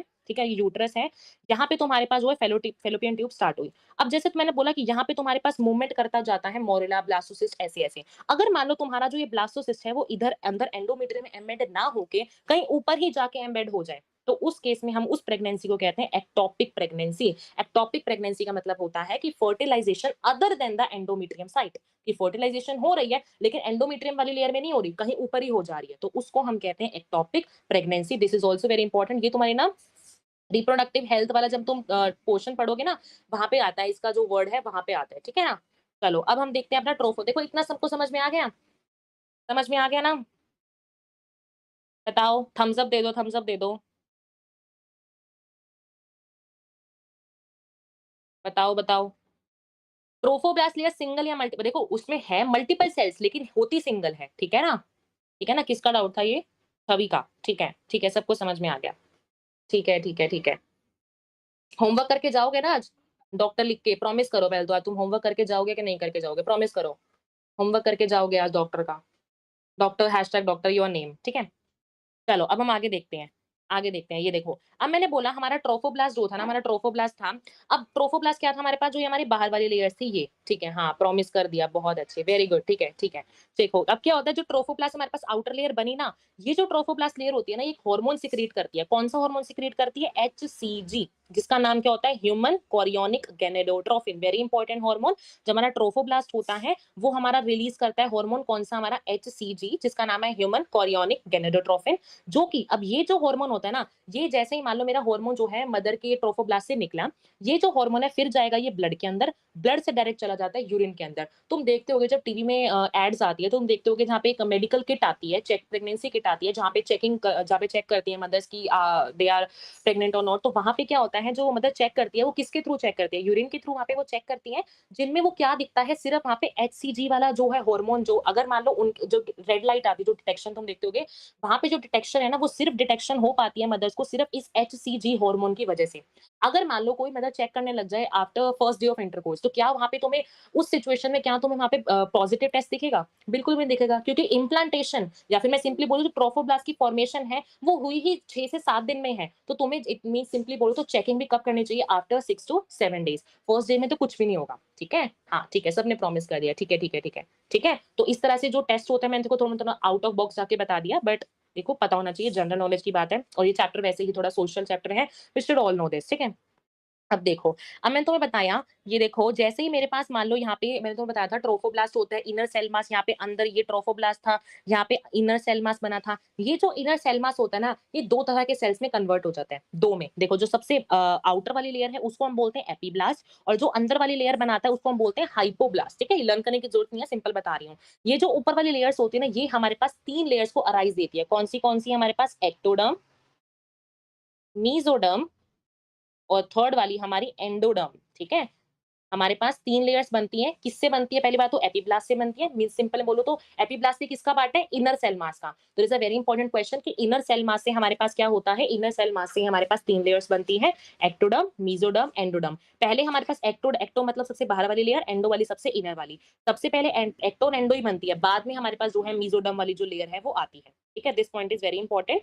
ठीक है? अब दे देखो मैं तुम्हें अगर बताऊँ, चलो पहले हम ये देख लेते हैं। यस, यहाँ पे देखो, यहाँ लिखा हुआ है ना, क्या होता है हमारे पास, आउटर लेयर एक्टोडर्म में जाएगी, इनर लेयर एंडोडर्म में जाएगी और मेसोडर्म सून अपीयर्स, मतलब आराम धीरे-धीरे जो है मेसोडर्म भी हमारे पास आ जाएगी। और ये जो 3 लेयर्स होती है ना, ये जो 3 लेयर्स मैंने तुम्हें बताई, ये जो 3 लेयर्स होती हैं, ये आपकी बॉडी के सारे टिश्यूज़ बनाती है। जब हमारा जो एम्ब्रियो है, जब वो डिलीवर होने वाला होता है, तब हम देखते हैं ना कि क्या होता है, उससे पहले सारी ग्रोथ हो चुकी होती है बेबी के अंदर। तो क्या होता है, ये जो टिश्यूज़ है, इन टिश्यूज़ से मेनली ऑर्गन्स बनाने का काम, ये सारा काम किनका होता है? इन तीनों लेयर्स का। अगर ये तीनों लेयर्स प्रेजेंट नहीं होंगी ना, तो हमारे पास बेबी के अंदर ना ही कोई ऑर्गन बन पाएगा, ना ही कोई टिश्यू बन पाएगा। तो this is a very important question कि टिश्यूज वगैरह बनाने का काम हमारे पास कौन करती है? ये तीनों हमारे पास लेयर्स जो है वो करती हैं। ठीक है? इनर सेल मास के पास कुछ सेल्स होते हैं जिनको हम कहते हैं स्टेम सेल्स। स्टेम देखो, स्टेम क्या होता है? स्टेम जैसे हम मान लो हमने कुछ ग्रो करा तो हमने सॉइल में जाके स्टेम बन जाती है। स्टेम के ऊपर ही तो हमारे पास लीव्स, फ्रूट्स, फ्लावर्स ये सब आते हैं ना। तो एक तरह से मैं सिंपली बोलूँ तो इनर सेल मास के पास कुछ ऐसे सेल्स होते हैं, स्टेम सेल्स, जो कि 3 होते हैं, जो कि मेरे पास क्या राइज़ देते हैं? सारे मेरे को टिश्यूज़ या फिर ऑर्गन्स को राइज़ देते हैं। ठीक है? सबको समझ में आ गया ना? अब देखो, अब हम पढ़ेंगे प्लेसेंटा। देखो, जब बेबी बोर्न होता है, तो हम देखते हैं मदर के जब आफ्टर पार्चुरेशन तो हम देखते हैं, तो हम कहते एक देखते हैं ना, कुछ स्ट्रक्चर टाइप का जो है वो आता है बाहर, है ना? तो वो अल्टीमेटली हम उसके बारे में पढ़ेंगे। देखो, अब क्या होता है, हमारा ना प्लेसेंटा होता है। जैसे कि मैं सिंपल तुम्हें बताऊँ, मान लो हमारे पास ये एक एम्ब्रियो है, ये हमारे पास क्या है? एक एम्ब्रियो है। ठीक है? This is a growing embryo, ठीक है? यहाँ पे हमारे पास रहता है प्लेसेंटा, ये होता है हमारे पास प्लेसेंटा, और ये तुम साइड मान लो तुम्हारे पास मदर की साइड है, ये तुम्हारे पास मदर की साइड है, ठीक है? मदर और फीटस को जो मेन कनेक्शन का काम करता है ना, वो प्लेसेंटा ही देता है। तभी मैंने लिखा हुआ है कि मदर और फीटस के बीच में कनेक्शन जो प्रोवाइड करता है वो कौन है? पहली बात तो हमारे पास प्लेसेंटा है। दूसरा काम प्लेसेंटा का क्या है कि ये हमारे पास न्यूट्रिटिव होता है। अब देखो, बेबी ने मान लो कुछ एक्सक्रीट करा, या बेबी को रेस्पिरेटरी चेंज, देखो रेस्पिरेशन तो सबने करनी है ना, बेबी वगैरह सबको करनी है। तो एट द एंड में सिंपली बोलो तो देखो, सारे काम जो है ना प्लेसेंटा करते हैं। जो प्लेसेंटा होता है वो चाहे रेस्पिरेटरी एक्सचेंज हो, चाहे एक्सक्रीशन कराना हो, सारा जो भी काम होता है ना हमारा, ये प्लेसेंटा कराता है। तो placenta is very much important. पहला काम ये कनेक्शन प्रोवाइड करता है मदर और फीटस के बीच में। दूसरा काम ये न्यूट्रिशन प्रोवाइड करता है। तीसरा काम ये एक एंडोक्राइन ग्लैंड की तरह भी एक्ट करता है। एंडोक्राइन ग्लैंड मतलब जो मेरे पास हार्मोन सिक्रीट करता है। अभी हम आगे नेक्स्ट स्लाइड में देखेंगे एंडो हार्मोन्स कौन से सिक्रीट करता है प्लेसेंटा। ठीक है? तो 3 काम होते हैं हमारे पास प्लेसेंटा के। न्यूट्रिटिव होता है, कनेक्शन प्रोवाइड करता है, और एज एन एंडोक्राइन ग्लैंड की तरह ये एक्ट करता है। अब देखो, मान लो मेरे पास ये एम्ब्रियो है, ठीक है? अब ये क्या होता है, ये मान लो मेरे पास क्या है? प्लेसेंटा है, ठीक है? और ये सारी जो मेरे पास इधर है मदर की साइड है। अब ये जो एम्ब्रियो है और जो प्लेसेंटा होता है ना, ये मदर को बेसिकली कनेक्ट करके रखता है, एम्ब्रियो मदर को कनेक्ट करके रखता है, किसके थ्रू? अम्बिलिकल कॉर्ड के थ्रू। किसके थ्रू कनेक्ट करके रखता है हमारे पास ये? अम्बिलिकल कॉर्ड के थ्रू ये जो है ये कनेक्ट करके रखता है, किसको? हमारे फीटस को और मदर को। ठीक है? अब तुम एक बात बताओ, अब तुम ये बताओ कि क्या अम्बिलिकल कॉर्ड, जो ये अम्बिलिकल कॉर्ड है, इसमें ऑप्शंस दे देती हूँ, इसमें तुम्हारे पास 100% जो है 100% जो है मदर ब्लड होगा, 100% फीटल ब्लड होगा, या फिर 50% मदर होगा और 50% तुम्हारे पास फीटल होगा? ये बताओ कि जो हमारे पास ये अम्बिलिकल कॉर्ड है, इसके अंदर 100% मदर ब्लड होगा, 100% फीटल ब्लड होगा, या फिर हमारे पास 50% मेल और सॉरी 50% मदर और 50% एम्ब्रियो वाला होगा? बताओ, कैसा इसमें ब्लड होगा? कृतिका 50, अंश 50, छवि 50, पीठ भाविक, और बताओ फिर मैं बताऊँगी किसका सही है। जागृति 100, डोरामी 50। बस बता दिया सबने, मैं बताऊँ किसका सही था? बताओ, किसी को और भी गेस लगाना हो तो बताओ। 50-50, 50। नहीं, नहीं, सिर्फ भाविक का ठीक है। भाविक ने सही बोला है, फीटल ब्लड ही होता है 100%, ठीक है? जो फीटल ब्लड होता है, वो 100% होता है इस अम्बिलिकल कॉर्ड के थ्रू। क्यों ऐसा होता है? क्योंकि देखो, जो प्लेसेंटा होता है ना, ये प्लेसेंटा ना बिल्कुल रेज़िस्ट करता है। हाँ, ठीक है, भाविक का ठीक है। तो ये जो प्लेसेंटा होता है, ये बिल्कुल रेज़िस्ट करके चलता है कि मदर का ब्लड ज़रा-सा भी जो है लीक ना हो पाए, ठीक है? ये बिल्कुल एन्श्योर करके चलता है कि हमारे पास मदर का जो ब्लड है, वो ज़रा-सा भी लीक ना हो पाए। तो प्लेसेंटा का काम ही यही होता है। तो हम सिंपल कहेंगे, अम्बिलिकल कॉर्ड के अंदर हमें 100% कौन-सा ब्लड मिलता है? हमें फीटल का ही ब्लड हमें जो है वो मिलता है। This is also very important question, ठीक है? तो इसको याद रखना। ठीक है, सबको समझ में आ गया ना? तो अम्बिलिकल कोर्ड क्या काम करता है? एक तरह से मैं सिंपली बोलूँ तो कनेक्शन प्रोवाइड करता है फीटस के बीच में और हमारे पास मदर के बीच में, ठीक है? अब देखते हैं नेक्स्ट चीज़, देखो प्लेसेंटा है। अब प्लेसेंटा जो होता है ना हमारा अप्रॉक्स में बोलूँ तो 12 वीक्स के आस-पास जो है बनता है। जैसे हमारे पास फर्टिलाइजेशन हुई, इम्प्लांटेशन हुई, उसके अबाउट 12 वीक्स के बाद जो हमारा प्लेसेंटा होता है ना, वो बनता है। अब प्लेसेंटा कौन से हार्मोन जो है रिलीज़ करता है? देखो प्लेसेंटा एस्ट्रोजन रिलीज़ कर सकता है, प्रोजेस्टेरोन रिलीज़ कर सकता है, एचसीजी। पहले तो ये बताओ एस्ट्रोजन और जो प्रोजेस्टेरोन है वो और कौन रिलीज़ कर रहा था? और कौन रिलीज़ कर रहा था एस्ट्रोजन और प्रोजेस्टेरोन? हमने एक फीमेल रिप्रोडक्टिव ट्रैक जो हमने फीमेल रिप्रोडक्टिव सिस्टम पढ़ा था, उसके बिल्कुल स्टार्टिंग में हमने देखा था कि एस्ट्रोजन और जो प्रोजेस्टेरोन होता है, ये हमारे पास और कौन रिलीज़ कर सकता है? जहाँ पे हमने 2 पार्ट देखे थे। कॉर्पस ल्यूटेम सिर्फ प्रोजेस्टेरोन देखो, हाँ, ठीक है, ओवरी वैसे इसका मेन जो आंसर है वो ओवरी आएगा, ठीक है? ओवरी ठीक है, ओवरी आएगा, ठीक है? कॉर्पस ल्यूटियम देखो करता है, फिर हम इसको कह सकते हैं लेकिन मैक्सिमम अमाउंट में याद रखना कॉर्पस ल्यूटियम ना प्रोजेस्टेरोन रिलीज़ करता है, ठीक है? जब हमने मेंस्ट्रुअल साइकिल पढ़ी है पिछले में देन तो हमने वहाँ पे पढ़ा है। चलो नेक्स्ट देखते हैं, और क्या हार्मोन रिलीज़ करेगा हमारा प्लेसेंटा और हमारा कौन-सा रिलीज़ करता है? ह्यूमन ह्यूमन कोरियोनिक जैसे हमने पढ़ा था ऊपर एचसीजी वो क्या था ह्यूमन कोरियोनिक गोनाडोट्रोपिन ये होता है हमारे पास सब हाँ ठीक है ओवरी सबका ठीक है ह्यूमन कोरियोनिक सोमैटोस्टेटिन हमारा जो प्लेसेंटा होता है ना ये हमारे पास ह्यूमन कोरियोनिक सोमैटोस्टेटिन वाला हार्मोन रिलीज करता है जो कि मेरा रिस्पॉन्सिबल होता है ग्रोथ के लिए अब फीटस के अंदर ग्रोथ भी तो करा रहे हैं ना उसको बड़ा भी तो कराना है तो ये हमारे पास प्लेसेंटा जो होता है वो हार्मोन रिलीज करता है जो कि ये काम करेगा और कौन सा हार्मोन रिलीज कराता है हमारे पास प्लेसेंटल जो हमारा प्लेसेंटा होता है ह्यूमन कोरियोनिक थायरोकैल्सिटोनिन थायरो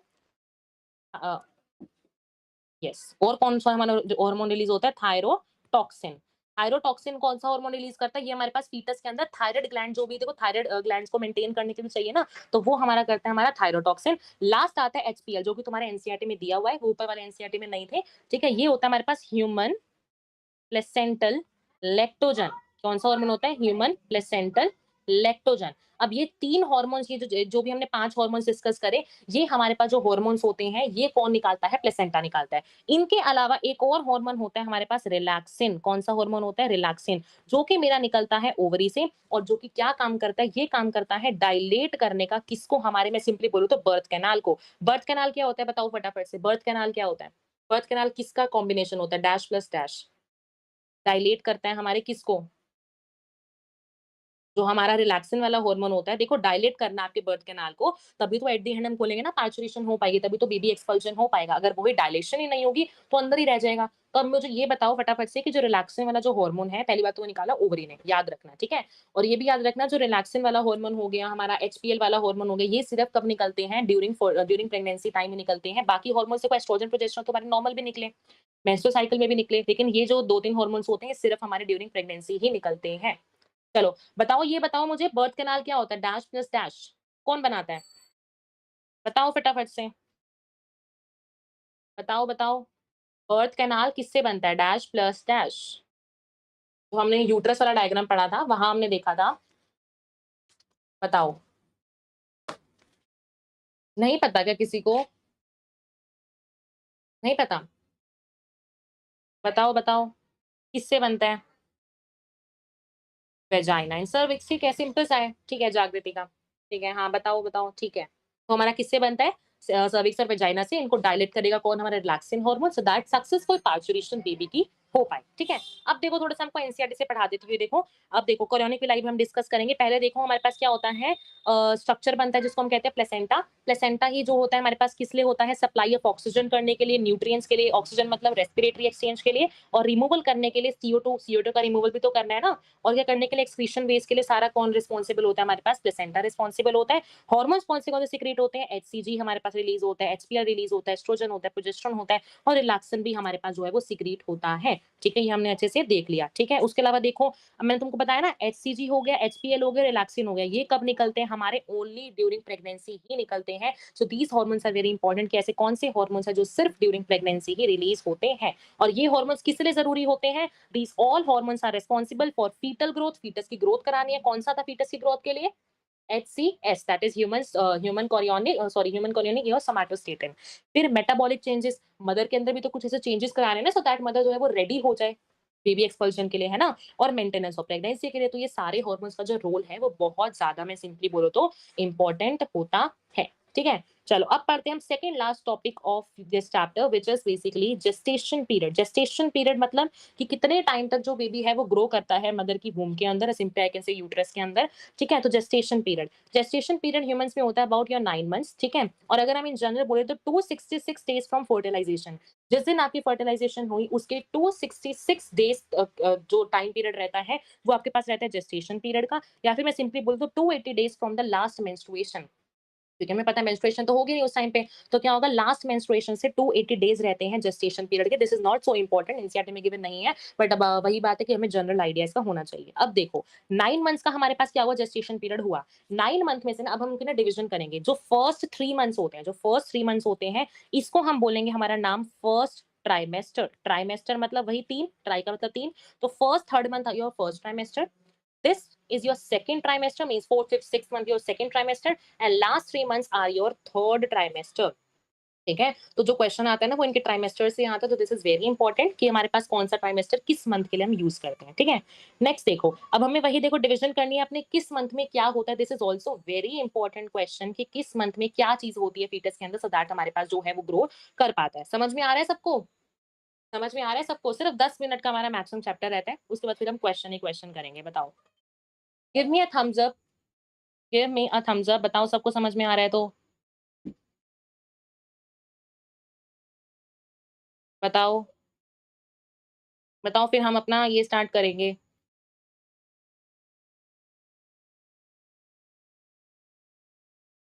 देखो दोबारा बता देती हूँ, जिसने पर्सनल मेंटरशिप का प्रोग्राम लेना है उनके लोगों को सिर्फ कोड यूज करना है काजल 123। तुम्हें वहां पे A to Z चीजें मिल जाएंगी। तुमसे आगे डेली मेंटोर पूछेगा कि तुमने आज क्या पढ़ा, तुमने आज कुछ पढ़ा भी है नहीं पढ़ा, तो सारी चीजें तुम्हें वहां पे बताई जाती हैं। ठीक है, तुम जो भी बिहेवियर अपने इनर्शिया में हो ना अभी फिलहाल कि हम हमसे आज नहीं हुआ, हम नहीं पढ़ पा रहे, जो भी तुम्हारा इनर्शिया, फिजिक्स तुमको पता होगा, इनर्शिया पढ़ते हो है ना, तो जो जिस तुम इनर्शिया में ना उस इनर्शिया से बाहर निकालेगा तुम्हें मेंटोर। सिर्फ तुम्हें वहां पे कोड यूज करना है Kajal 123, offer only valid till 15 अगस्त। Okay, you can take. चलो हम स्टार्ट करते हैं अपना। ये देखो अब क्या होता है, ये देखो फर्स्ट मंथ में सबसे पहले ही जैसे हमारे पास इम्प्लांटेशन वगैरह हो गई, फर्स्ट मंथ में हमारे पास क्या होता है, बेबी का क्या बनता है, हार्ट बनता है। This is very important. First month में क्या बनता है, बेबी का हार्ट बनेगा। ठीक है, this is also very important. ठीक है, सेकंड मंथ में हमारे पास क्या होता है, लिम्स एंड डिजिट्स बनती है। लिम्स का मतलब जो आपके लेग्स वगैरह हो गई ये सब। ठीक है, अपर लिम लोअर लिम पता ना सबको, ऐसी टाइप का। तो सेकंड मंथ में क्या होता है, लिम्स बनेगी, और डिजिट्स मीन्स आपके फिंगर्स जो है बेबी की वो बनना स्टार्ट होंगी। थर्ड मंथ में क्या होंगे, जितने भी ऑर्गन्स है ना वो बन जाएंगे। आपका किडनी बनना हुआ, लिवर बनना हुआ, तो जितने ऑर्गन डेवलपमेंट है ना, या फिर सिंपली मैं बोलूं आपके पास ऑर्गेनोजेनेसिस, क्या बोलूं, ऑर्गेनोजेनेसिस, ये आपकी कब होती है, मैं बोलूंगी थर्ड मंथ में। और फिफ्थ मंथ में हमारे पास क्या होता है, पहली फीटल मूवमेंट जो मदर्स पे वो करती है, एक्सपीरियंस करती है फीटल मूवमेंट, फीटस का मूव करना, वो आपको दिखेगा फिफ्थ मंथ में। So this is very important. कौन से मंथ में आपको क्या दिखा, फर्स्ट मंथ में आपको हार्ट हार्ट बनी हुई, मतलब अगर आप इसको ऑब्जर्व करोगे, अगर डॉक्टर जब ऑब्जर्व करते हैं तो आपको ये दिखेगा। सेकंड मंथ में लिम्स, आपका अपर लिम लोअर लिम सबको पता है ना, आपके आर्म्स और आपके पास जो है लेग्स वो हो गई। डिजिट्स मतलब फिंगर्स। थर्ड मंथ में सारी ऑर्गेनोजेनेसिस होगी, और फिफ्थ मंथ में आपके पास फीटल की मूवमेंट आपको पहली बार शो होगी। देखो as you can see in the diagram also, sorry, written in NCERT also, first sign of growing foetus by listening to the heart sound of stethoscope से जब आप सुनोगे, ठीक है, तो आपको ये चीज कब दिखेगी, 1 मंथ ऑफ प्रेगनेंसी से। तो यहाँ इन्होंने बोला कि फर्स्ट मतलब लिसनिंग द हार्ट साउंड, इसका मतलब पहले मंथ में क्या बना आपके पास, हार्ट बना। तो आपको ये समझ में आ गया फर्स्ट मंथ में क्या बनता है। सेकंड मंथ के एंड पे आपको क्या दिखा, लिम्स एंड डिजिट्स, हमने ऊपर टेबल के फॉर्म में देख लिया। By the end of 12 weeks और I can say the first trimester, this is very important question, यहीं से क्वेश्चन बोलते हैं फर्स्ट ट्राइमेस्टर के बाद क्या होगा, तो तुम क्या समझोगे, 12 वीक्स समझोगे। ठीक है, तो अब क्या होगा तुम्हारे पास, मोस्ट ऑफ द, मैं सिंपली बोलूं तो ऑर्गन सिस्टम्स बनेंगे। ठीक है, उसके बाद क्या होगा आपके पास, limbs and external genital organs, means आपके पास जितना भी प्यूबिक एरियाज वगैरह हैं वो बनेंगे। और आपको first movement of the foetus and appearance of hair on the head are usually observed during the fifth month. Very important question कि आपको हेयर ऑन द बेबीज कब ऑब्जर्व होते हैं, तो आपको होंगे फिफ्थ मंथ पे। और क्या ऑब्जर्व होता है फिफ्थ मंथ पे, बेबी की movement. These are very important, ये जितने भी पॉइंट्स है ना सारे याद करना, किस मंथ में क्या होता है, यहाँ से तो देखो जरूर क्वेश्चन आता है। ठीक है, ठीक है, फिर लास्ट में लिखा हुआ है by the end of about 24 weeks, that is your second trimester, the body is covered with fine hair, eyelid separate, means आपकी जो दोनों आईलिड्स हैं वो सेपरेट हो जाएंगी। ठीक है, आई लैशेस बन जाएंगी, सुंदर सुंदर आई लैशेस बन जाएंगी, and by the end of 9 months foetal is ready for the parturition. तो ये सारा जो प्रोसेस होता है ये हर मंथ का आपको मैंने बता दिया किस मंथ पे क्या होता है। ठीक है, चलो लास्ट टॉपिक शुरू करें, पार्चुरेशन का।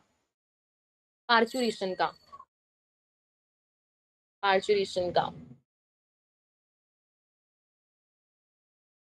मैम आप भी पढ़ाते हो मेंटोरशिप में, देखो मेंटोरशिप पे ना तुम्हें मैं भी होंगी वहाँ पे, ठीक है? अगर तुम्हें कुछ पूछना हो तो वहाँ पे ज़रूर पूछ सकते हो, ठीक है?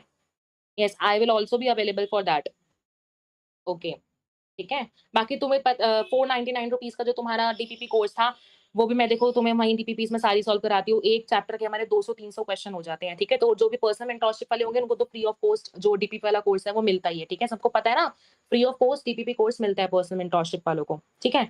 तो चलो देखो, अब देखते हैं पार्चुरेशन। जो पार्चुरेशन होता है ना हमारे पास, ये कैसा मैकेनिज़्म होता है? एक न्यूरो एंडोक्राइन मैकेनिज़्म होता है। न्यूरो वर्ड हमने पता है कि यूज़ करना, क्योंकि यहाँ पे ना मैं सिंपली बोलूँ तो देखो हाइपोथैलेमस इन्वॉल्वड होगा, पिट्यूटरी ग्लैंड इन्वॉल्वड होगी, सारी नर्व्स इन्वॉल्वड होंगी, इसलिए हम इस मैकेनिज्म को क्या बोलते हैं? न्यूरो, ठीक है? और एंडोक्राइन क्यों? क्योंकि यहाँ पे हम देखेंगे अभी ऑक्सीटोसिन निकलेगा, हार्मोन्स निकलेंगे, इसलिए हम इसको एंडोक्राइन सिस्टम बोलते हैं। तो इन शॉर्ट में बोलूँ तो ये हमारे पास कैसा होता है? एक न्यूरो एंडोक्राइन मैकेनिज्म हम इसको बोलते हैं। अब देखो, अब जो हमारा बेबी है वो 9 मंथ हो गए, वो रेडी हो गया, ठीक है? अब क्या होगा? हमारे ना जो प्लेसेंटा बना था, अभी बताया था ना प्लेसेंटा क्या होता है? प्लेसेंटा हो गया और हमारा जो फुल्ली डेवलप्ड फीटस 9 मंथ के बाद, ये दोनों होते हैं ना, ये सिग्नल भेजेंगे। ये दोनों ना क्या करेंगे? सिग्नल भेजेंगे। किसके पास सिग्नल भेजते हैं हमारे पास? ये पिट्यूटरी के पास सिग्नल भेजते हैं। किसके पास? पिट्यूटरी के पास सिग्नल भेजते हैं, ठीक है? और इनके द्वारा इनसे इनसे जो हमारे पास सिग्नल भेजा जाता है ना, प्लेसेंटा भेजे सिग्नल या फिर हमारा जो फीटस है वो जब सिग्नल भेजे, इसको हम बोलते हैं हमारा फीटल इजेक्शन रिफ्लेक्स। इजेक्शन मतलब बाहर निकलना, रिफ्लेक्स का मतलब यहाँ पे हमारे पास क्या इन्वॉल्व है? पिट्यूटरी नर्व्स वगैरह इन्वॉल्व है, इसलिए हम इसको एक रिफ्लेक्स एक्शन बोलते हैं, ठीक है? तो क्या होता है? जब हमारे पास सिग्नल भेजा जाता है प्लेसेंटा और फुली डेवलप्ड फीटस के थ्रू, तो हम उसको बोलते हैं फीटल इजेक्शन रिफ्लेक्स। इससे क्या होता है? हमारे पास जो मदर्स में लेबर पेन होता है, वो जनरेट होता है और वो हमारे पास सिग्नल भेजेगा हमारे मैटरनल पिट्यूटरी के पास। पिट्यूटरी क्या करता है? फिर हमारे पास हार्मोन रिलीज़ करता है। ऑक्सीटोसिन एक ऐसा हार्मोन है जो कि क्या कराता है? ये हार्मोन पता है क्या कराता है? ये हार्मोन कराता है हमारे पास स्ट्रॉन्ग यूटेराइन कॉन्ट्रैक्शंस। ये हार्मोन क्या कराता है हमारे पास? स्ट्रॉन्ग यूटेराइन कॉन्ट्रैक्शंस कराता है, सो दैट इतनी ज्यादा कॉन्ट्रैक्शन हो हमारे यूट्रस के बीच में एंड जो हमारा बेबी है वो हमारा एक्सपेल आउट हो जाए। तो हमारा मेन जो हार्मोन है वो रिस्पॉन्सिबल कौन होता है हमारे डिलीवरी के लिए? That is your oxytocin, is very important, ठीक है? और क्या करेगा? जो और क्या करता है हमारा प्लेसेंटा? प्लेसेंटा के देखो ऊपर हमने फंक्शन देखे थे, 5 हार्मोन्स हमने पढ़े। और क्या करता है हमारा प्लेसेंटा? हमारा जो प्लेसेंटा होता है ना, ये एस्ट्रोजन को बढ़ाएगा बॉडी में। क्या करता है? ये एस्ट्रोजन को बढ़ाता है। और अगर मान लो तुम्हारी बॉडी में एस्ट्रोजन का लेवल भी इतना ज्यादा बढ़ गया ना, तुम्हारे जो रिसेप्टर्स है, रिसेप्टर्स आपको पता है ना, रिसेप्टर्स होते हैं हमारे पास, जो एक तरह से मैं सिंपली बोलूँ कोई हार्मोन आया, उन हार्मोन को लेके जाने का काम या फिर मैं बोलूँ उन हार्मोन को कैच करने का काम, जो भी है ना, वो काम होता है रिसेप्टर्स का। जैसे ही तुम्हारी बॉडी प्लेसेंटा और क्या काम करता है? एस्ट्रोजन बढ़ाता है। एस्ट्रोजन बढ़ा, ऑक्सीटोसिन के रिसेप्टर्स जो है एक्टिवेट हुए और क्या होगा? और ज्यादा कॉन्ट्रैक्शन होती रहेगी और जितनी ज्यादा कॉन्ट्रैक्शन होगी उतना ज्यादा डायलेशन। डायलेशन का मतलब बड़ा होना है, सिंपली बोलो तो रिलैक्सेशन होना, ठीक है? उतना ज्यादा डायलेशन होगा बर्थ कैनाल का और फाइनली बधाई हो, एक्सपल्जन हो जाएगा बेबी का, फाइनली डिलीवरी जो है वो हो जाएगी, ठीक है? तो ये पूरा प्रोसीजर होता है। याद रखना कैसा मैकेनिज्म है? ये न्यूरो एंडोक्राइन है। नाम क्या होता है? फीटल इजेक्शन रिफ्लेक्स होता है। काम कैसे करता है? ऑक्सीटोसिन की हेल्प से काम करता है, ठीक है? फिर हम पढ़ते हैं लैक्टेशन। लैक्टेशन पीरियड कौन सा होता है हमारा? लैक्टेशन पीरियड होता है हमारे पास जब हमारी जो मदर है वो फीड करती है, नर्सिंग करती है अपने बेबी की, उस टाइम पे हम कहते हैं दैट मीन्स सिंपली मैं बोलूँ तो release of milk from mammary glands. Mammary glands हमने अच्छे से पढ़ी है। सीक्वेंस सबको याद है ना मेमोरी ग्लैंड्स की? सीक्वेंस किस-किस को याद है? सीक्वेंस बहुत इंपॉर्टेंट थी। मैंने इस चैप्टर में 3 सीक्वेंस बताई थी, सारी इंपॉर्टेंट है। आपके पास स्टार्टिंग में गैमेटोजेनेसिस वाली सीक्वेंस इंपॉर्टेंट है, डक्स की सीक्वेंस इंपॉर्टेंट है और फिर आपके पास मेमोरी ग्लैंड्स की इंपॉर्टेंस है, ठीक है? तो क्या होता है, मेरे पास क्या होता है यहाँ पे सिक्रीशन होता है मेरे पास किसका? मेमोरी ग्लैंड से मिल्क का, जिसको हम कहते हैं लैक्टेशन, जब मदर जो है फीड कराती है, ठीक है? अब देखो सिंथेटिक ऑक्सीटोसिन क्या होता है ना हमारे पास, जो डॉक्टर्स होते हैं ना वो अगर मान लो डिलीवरी नहीं हो पाती सक्सेसफुल, तो उसमें क्या होता है हमारे पास सिंथेटिक ऑक्सीजन दी जाती है। सिंथेटिक मीन्स एक तरह से इंजेक्शन के थ्रू, क्या सिंथेटिक मीन्स जो हमने खुद बनाई है, उस ऑक्सीटोसिन का ना इंजेक्शन के थ्रू मदर के अंदर डाला जाता है, उस इंजेक्शन को कराया जाता है। उस सिंथेटिक ऑक्सीजन का नाम होता है पिटोसिन। क्या होता है? पिटोसिन। ये तुम ना अपने एमबीबीएस में पढ़ोगे। एमबीबीएस करनी है तो पता है ना सबको, पर्सनल मेंटरशिप ज्वाइन कर लो, ठीक है? एमबीबीएस में आओगे ना तो सबको मिल जाएगा, ये सुनने में मिल जाएगा, ठीक है? तो सिंथेटिक ऑक्सीटोसिन का नाम होता है पिटोसिन। ये जो हार्मोन होता है ये आपके पास ये जो आपके पास सिंथेटिक ऑक्सीजन का नाम है। अब क्या होता है तुम्हारे पास ना लैक्टेशन पीरियड में बोलूँ तो उस टाइम पे ना आपके पास 2 हार्मोन जो है वो निकलते हैं।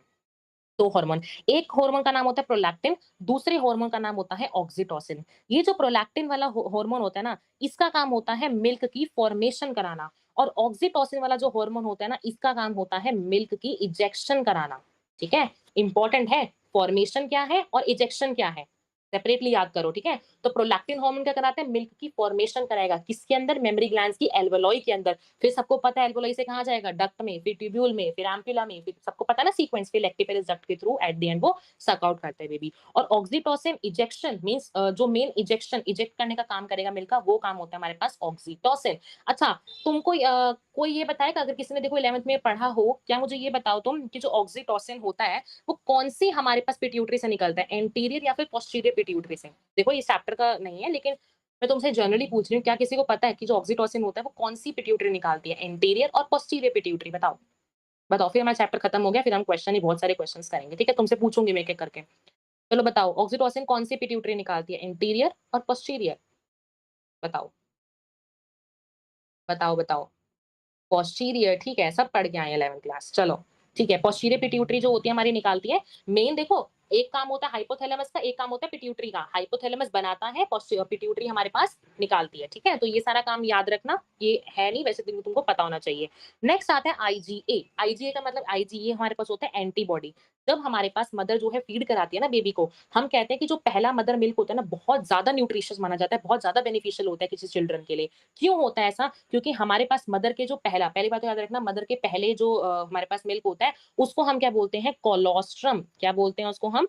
कोलोस्ट्रम बोलते हैं, ठीक है? और कोलोस्ट्रम के पास कौन-सी एंटीबॉडी मिलती है आपको? IgA. Very, very important question कि आपको कोलोस्ट्रम में कौन-सी एंटीबॉडी मिलती है? आप कहोगे आईजीए। वेरी इंपॉर्टेंट क्वेश्चन, ठीक है? और कोलोस्ट्रम क्या है? सबसे ज़्यादा बेनिफिशियल माना जाता है मदर जब फीड कराती है पहला मिल्क, तो वहाँ पे क्या होता है हमारे पास सबसे ज़्यादा ये माना जाता है बहुत ज़्यादा बेनिफिशियल फॉर द बेबी, ठीक है? अब देखो मैं थोड़ा एनसीईआरटी से बता देती हूँ, पार्चुरेशन सबको पता है क्या होता है? देखो यहाँ लिखा हुआ है ना, फीटल इजेक्शन रिफ्लेक्स जनरेट होते हैं। ऑक्सीटोसिन जो है वो किस पे एक्ट करता है? यूटेराइन मसल्स पे एक्ट करेगा ताकि और कॉन्ट्रैक्शंस हो और क्या करेगा? और कॉन्ट्रैक्शंस कराएगा फर्दर, और जैसे ही कॉन्ट्रैक्शन होती गई, पिट्यूटरी के पास सिग्नल भेजा जाएगा, पिट्यूटरी फिर सिग्नल भेजेगी किसके पास? हमारे पास ताकि और कॉन्ट्रैक्शंस होती रहे। तो पूरा ये साइकिल की तरह चलता है, ठीक है? तो क्या होगा फिर? सिक्रीशंस होगी, स्टिमुलेटेड रिफ्लेक्स होगा, यूटेराइन कॉन्ट्रैक्शन और ऑक्सीटोसिन के बीच में एक तरह से बैलेंस चलता है, सो दैट और कॉन्ट्रैक्शन होती जाए एंड फाइनली बेबी आपका बाहर आ जाए। कांग्रेचुलेशंस, बेबी बाहर आ गया। ठीक है? फिर देखो मेमोरी ग्लैंड्स में क्या है? डिफरेंशिएशन होती है, सबको पता है। जब हमारे पास प्रेगनेंसी हो जाती है, डिलीवरी हो जाती है, एट द एंड हमारे पास क्या होता है? हमारे पास क्या होता है? सिंपली बोलो तो मैं डिफरेंशिएशन में जाती है मेमोरी ग्लैंड्स जो होती है अपने अंदर डिफरेंशिएशन शो करती है, जिससे क्या होता है बेबी जो मिल्क है वो बाहर आता है।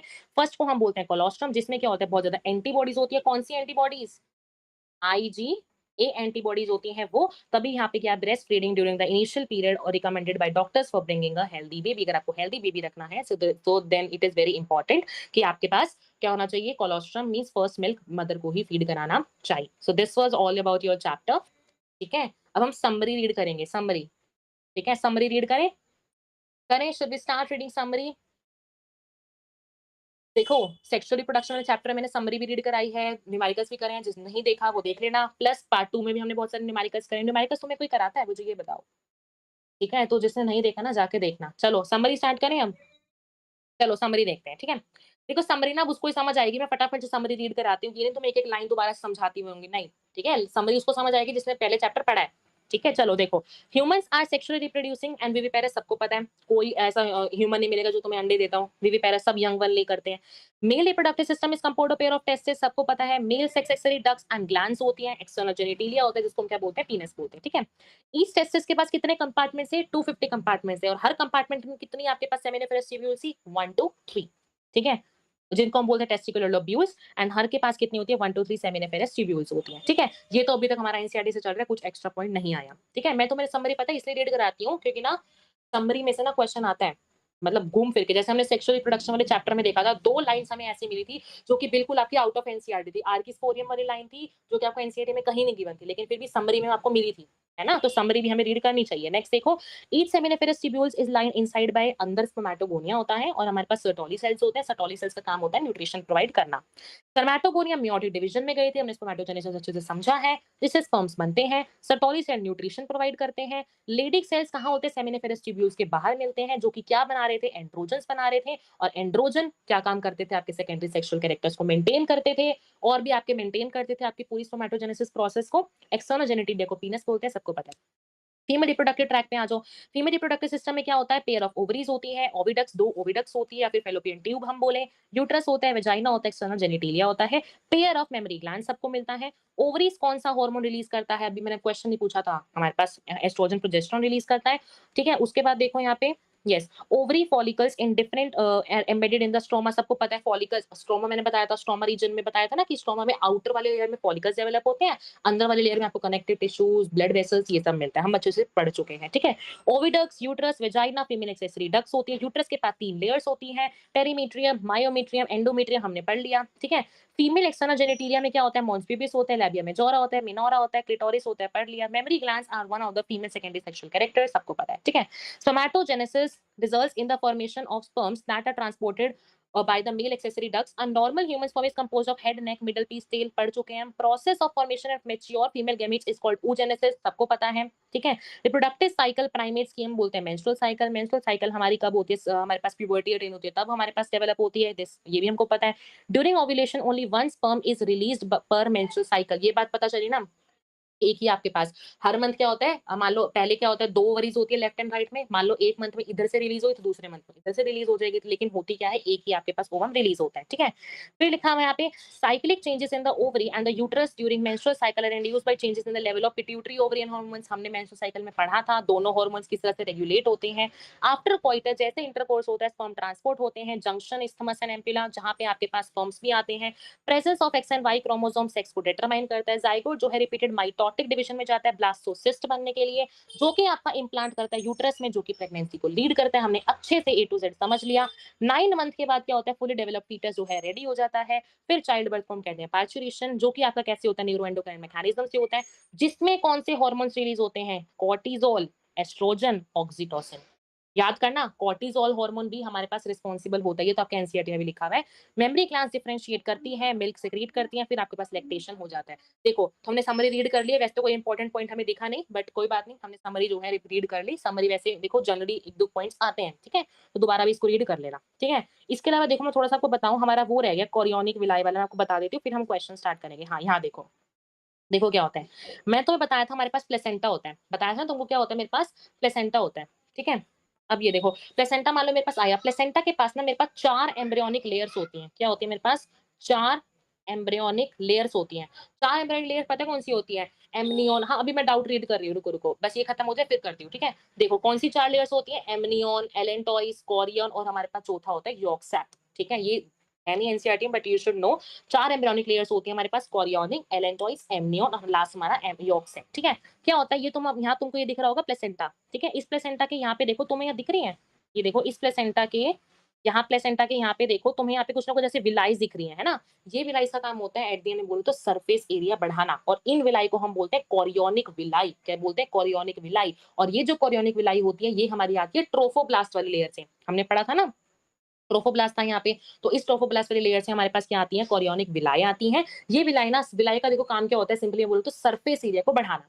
सरफेस एरिया बढ़ेगा तभी तो मदर का जो मटेरियल है वो जो है फीटस से एक्सचेंज हो पाएगा ना। देखो मदर का ब्लड कभी एक्सचेंज नहीं होता, तभी मैंने क्वेश्चन दिया था ऊपर 100% फीटल वाला। लेकिन सब्सटेंसेस तो जो एक्सचेंज होंगे ना, तभी तो हम कहते हैं कि फीटस से CO2 बाहर निकली या उसको न्यूट्रिशन मिल पाया। तो कोरियोनिक विलाई जो है सरफेस एरिया बढ़ाता है। सेकंड जो चीज़ आती है यहाँ पे, ये जो तुम्हें दिख रहा है, ये जो चीज़ तुम्हें दिख रही है, ये देखो ये तुम्हारा क्या है? एम्ब्रियो है, ग्रोइंग एम्ब्रियो है। ये जो चीज़ है तुम्हें जो ग्रीन पोर्शन में दिख रही है, यहाँ पे हमारे पास होता है एमनियोटिक फ्लूइड। तुमने जनरली देखा होगा, यहाँ पे हमारे पास होता है एमनियोटिक फ्लूइड। जब हमारी डिलीवरी वहाँ पे होती है, तो वहाँ पे फ्लूइड होता है, एक बैग लाइक स्ट्रक्चर होता है जिसके अंदर फ्लूइड हमारे पास प्रेजेंट होता है। जब डिलीवरी होती है तो यहाँ पे ये जो एमनियन वाला जो एमनियोटिक फ्लूइड होता है, ये सारा जो है बाहर निकलता है और फिर हमारे पास डिलीवरी जो है वो हो पाती है। तो एमनियोटिक फ्लूइड किस लिए ज़रूरी होता है? डेसिकेशन को प्रिवेंट करने के लिए। डेसिकेशन का मतलब ताकि हमारा जो एम्ब्रियो है वो पड़ा-पड़ा सूख ना जाए या फिर टूटना, मतलब कुछ ऐसे ना हो जाए, तो डेसिकेशन की प्रॉब्लम को प्रिवेंट करने के लिए हमारे पास एमनियोटिक फ्लूइड जो होता है वो प्रेजेंट होता है। तीसरा यहाँ पे देखो यॉर्क सैक, यॉर्क सैक तुम्हें छोटा सा दिख रहा है, एज सच कोई फंक्शन नहीं होता, ठीक है? तो ये हमारे पास जो है पार्ट वो रहता था। अब हमारे पास मैं कह सकती हूँ हमारा जो चैप्टर है वो खत्म हो चुका है, ठीक है? अब ये बताओ तुम्हें, क्या तुम्हें पता है आइडेंटिकल ट्विन्स और फ्रेटर्नल ट्विन्स के बीच में डिफरेंस क्या होता है? आइडेंटिकल और फ्रेटर्नल ट्विन्स के बीच में क्या डिफरेंस होता है? सब किसी को पता है? आइडेंटिकल और फ्रेटर्नल ट्विन्स। देखो तुमने सुना होगा जो जनरली जो सेम दिखते हैं उनको हम बोलते हैं आइडेंटिकल ट्विन्स। आइडेंटिकल ट्विन्स हमारे पास कब बनते हैं? जब मान लो जैसे मैंने बोला था ना हमारे पास क्या होता है, ज़ोना पेलुसिडा वाली मेम्ब्रेन जो होती है हमारी बाहर थी। अंदर हमारा बैठा था हमारे पास जो ज़ाइगोट था वो। क्या होता है जब हमारा ज़ाइगोट जो है वो जब नीचे आ रहा होता है या फिर मैं सिंपली बोलूँ जब जैसे बताया था ना मोरेला बनता है, ब्लास्टोसिस्ट बनता है, जब हमारे पास वो नीचे आ रहा होता है ना, उस टाइम पे क्या होता है ज़ोना पेलुसिडा वाली मेम्ब्रेन को ना टूटना पड़ता है। क्योंकि ये थोड़ा ना ज़ोना पेलुसिडा के साथ ही एम्बेडिंग हो जाएगी, नहीं। ज़ोना पेलुसिडा वाली मेम्ब्रेन को टूटना पड़ता है। ये तोड़ता कौन है? ट्रोफोब्लास्ट। ये जो ट्रोफोब्लास्ट था ना हमारे पास, ये ट्रोफोब्लास्ट ना कुछ ऐसे एंजाइम्स रिलीज़ करता है, जिससे क्या होता है हमारे पास ये ज़ोना पेलुसिडा वाली मेम्ब्रेन जो है वो टूटती है और एट द एंड हमारे पास फर्टि जो इम्प्लांटेशन है वो हो पाती है। अब क्या होता है, इस ज़ोना पेलुसिडा वाली मेम्ब्रेन को टूटते टाइम ना कभी-कभी क्या होता है, ये जो हमारे पास अंदर ज़ाइगोट है ना, ये हमारे पास 2 में डिवाइड हो जाता है। एक ही हमारे पास 2 में डिवाइड हो जाता है। इस सिचुएशन में हमारे पास बनता है आइडेंटिकल ट्विन्स। और जब मान लो मेरे पास यहाँ पे अंदर था, यहाँ पे स्पर्म ऐसे आ रहा था, अब मान लो अगर इस सिचुएशन में ना मेरे पास मान लो 2 स्पर्म आ गए, आते नहीं है, अगर मान लो किसी सिचुएशन में 2 स्पर्म्स मेरे पास आ जाते हैं, उस केस में मेरे पास बन जाते हैं fraternal twins. That means 2 sperms 2 egg को फर्टिलाइज़ कर पाए, वहाँ बनते हैं आपके पास फ्रेटर्नल ट्विन्स, जो कि हम कहते हैं जनरली आपको दिखते होंगे, एक बॉय गर्ल भी आपको दिखता है, लेकिन आइडेंटिकल ट्विन्स में सब कुछ क्या होता है, सारी चीज़ें आपको सेम सेम दिखती है, ठीक है? और ये आपके पास कब बनती है? जब हमारे पास ज़ोना पेलुसिडा मेम्ब्रेन को टूटते टाइम जब हमारे पास एक ही जो ओवा है वो 2 में डिवाइड कर जाता है, उस सिचुएशन में आपके पास मिलते हैं आपको identical twins, otherwise fraternal twins, ठीक है? ये थोड़ा-सा फिर से एनसीईआरटी आउट ऑफ एनसीईआरटी था, बट आज मैं आपको बता रही हूँ ह्यूमन रिप्रोडक्शन थोड़ा-सा सोशल चैप्टर है, so you should know about this, ठीक है? कोई प्रॉब्लम तो नहीं है ना ये समझने में? ठीक है, ठीक है। चलो क्वेश्चन स्टार्ट करें? Should we start doing questions? Should we start doing questions? Should we start doing questions?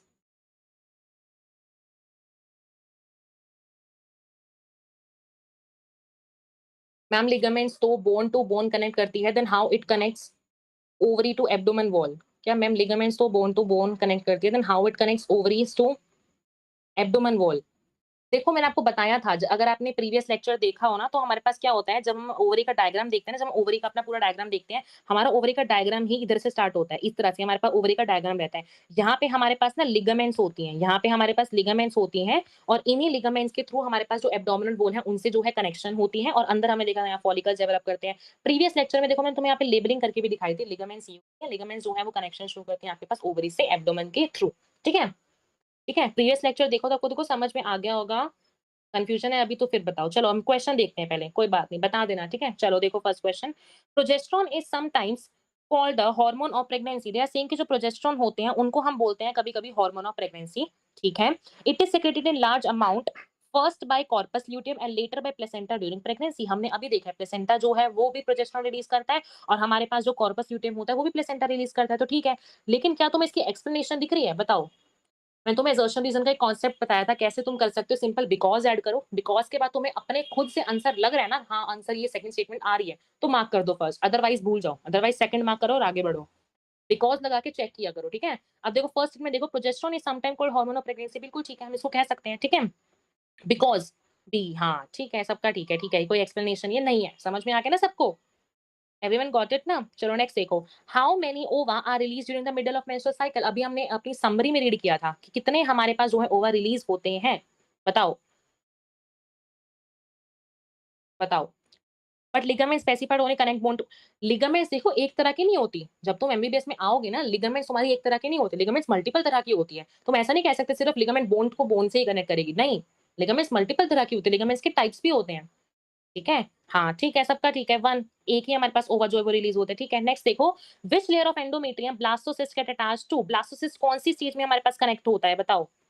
Blastocyst कौन-सी स्टेज में कनेक्ट होते हैं? हाँ, सबका ठीक है, ट्रोफोब्लास्ट बताया था ना यहाँ पे ऐसे होता है, ट्रोफोब्लास्ट आपको यहाँ बाहर दिखते हैं और यही स्टेज जो होती है मेरे पास कनेक्शन शो करती है मेरे पास एंडोमेट्रियम के पास। बताया था ना मेरे पास 3 लेयर्स होती थी, यहाँ बताया था मैंने ये मेरा पेरीमेट्रियम थी, यहाँ मैंने बताया था मायोमेट्रियम थी और बाहर मेरे पास कौन-सी थी सबसे अंदर वाली लेयर मेरे पास कौन-सी थी? एंडोमेट्रियम थी। इसी के साथ मेरे पास क्या होता है जो है वो शो होता है, ठीक है? नेक्स्ट देखो, कैपेसिटेशन रेफर्स टू, बताया था मैंने ऊपर, कैपेसिटेशन क्या होता है?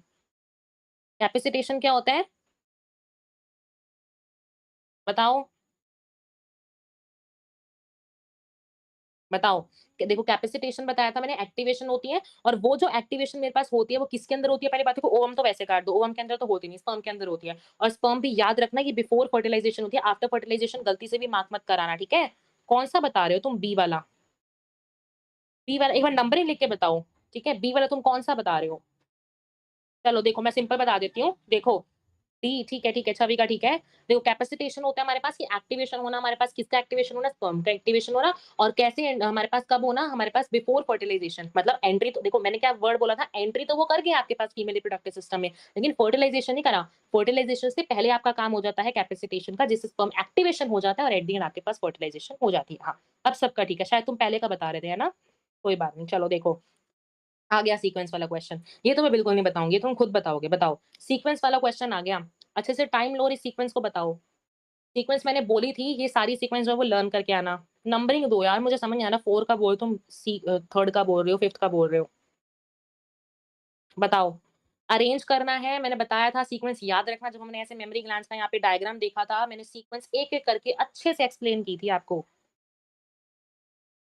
बताओ, हाँ, सबका ठीक है, डी आएगा ना? ये देखो, सबसे पहले आपके पास सीक्वेंस क्या रहती है सबके पास सीक्वेंस क्या रहती है हमारे पास? सबसे पहले हमारे पास सीक्वेंस स्टार्ट होती है हमारे पास यहाँ पे एल्वेओली से, एल्वेओली आई, एल्वेओली के बाद ट्यूब्यूल डक्ट आई, एम्पुला लैक्टिफेरस डक्ट आई, ये सब तुम कर सकते हो, ठीक है ना? चलो नेक्स्ट देखो, the figure shows a section of human ovary, select the option which correctly identification of A and B with this function, बताओ। ये तुम्हारे पास एनसीईआरटी का डायग्राम है, बताओ। करेक्ट बताना है कौन-सा इसमें से सही है। पहले ए को देखो, ए क्या तुम्हें सही दिख रहा है? ए क्या तुम्हें सही दिख रहा है? किसका बता रहे हो डी? 5th का बता रहे हो? हाँ, 5th का तो डी था, ठीक है। और बताओ 6th का बताओ? 6th का बताओ? करेक्ट आइडेंटिफिकेशन बताना है ए के साथ, बताओ।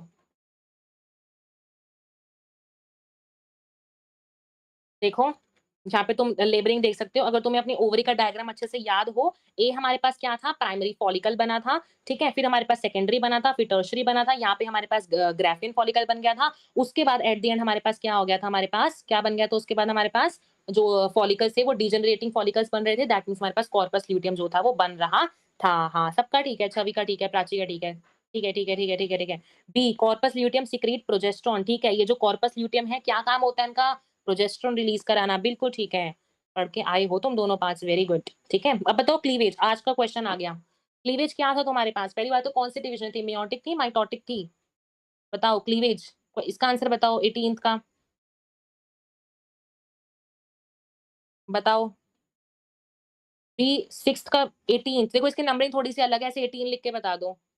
7th 7th बोल रहे हो तुम इस क्वेश्चन को, चलो 7th लिख के भेज दो, 7th का बी, 7th जागृति 7th का बी नहीं, देखो यहाँ लिखा हुआ है लेट फीटस कैसे?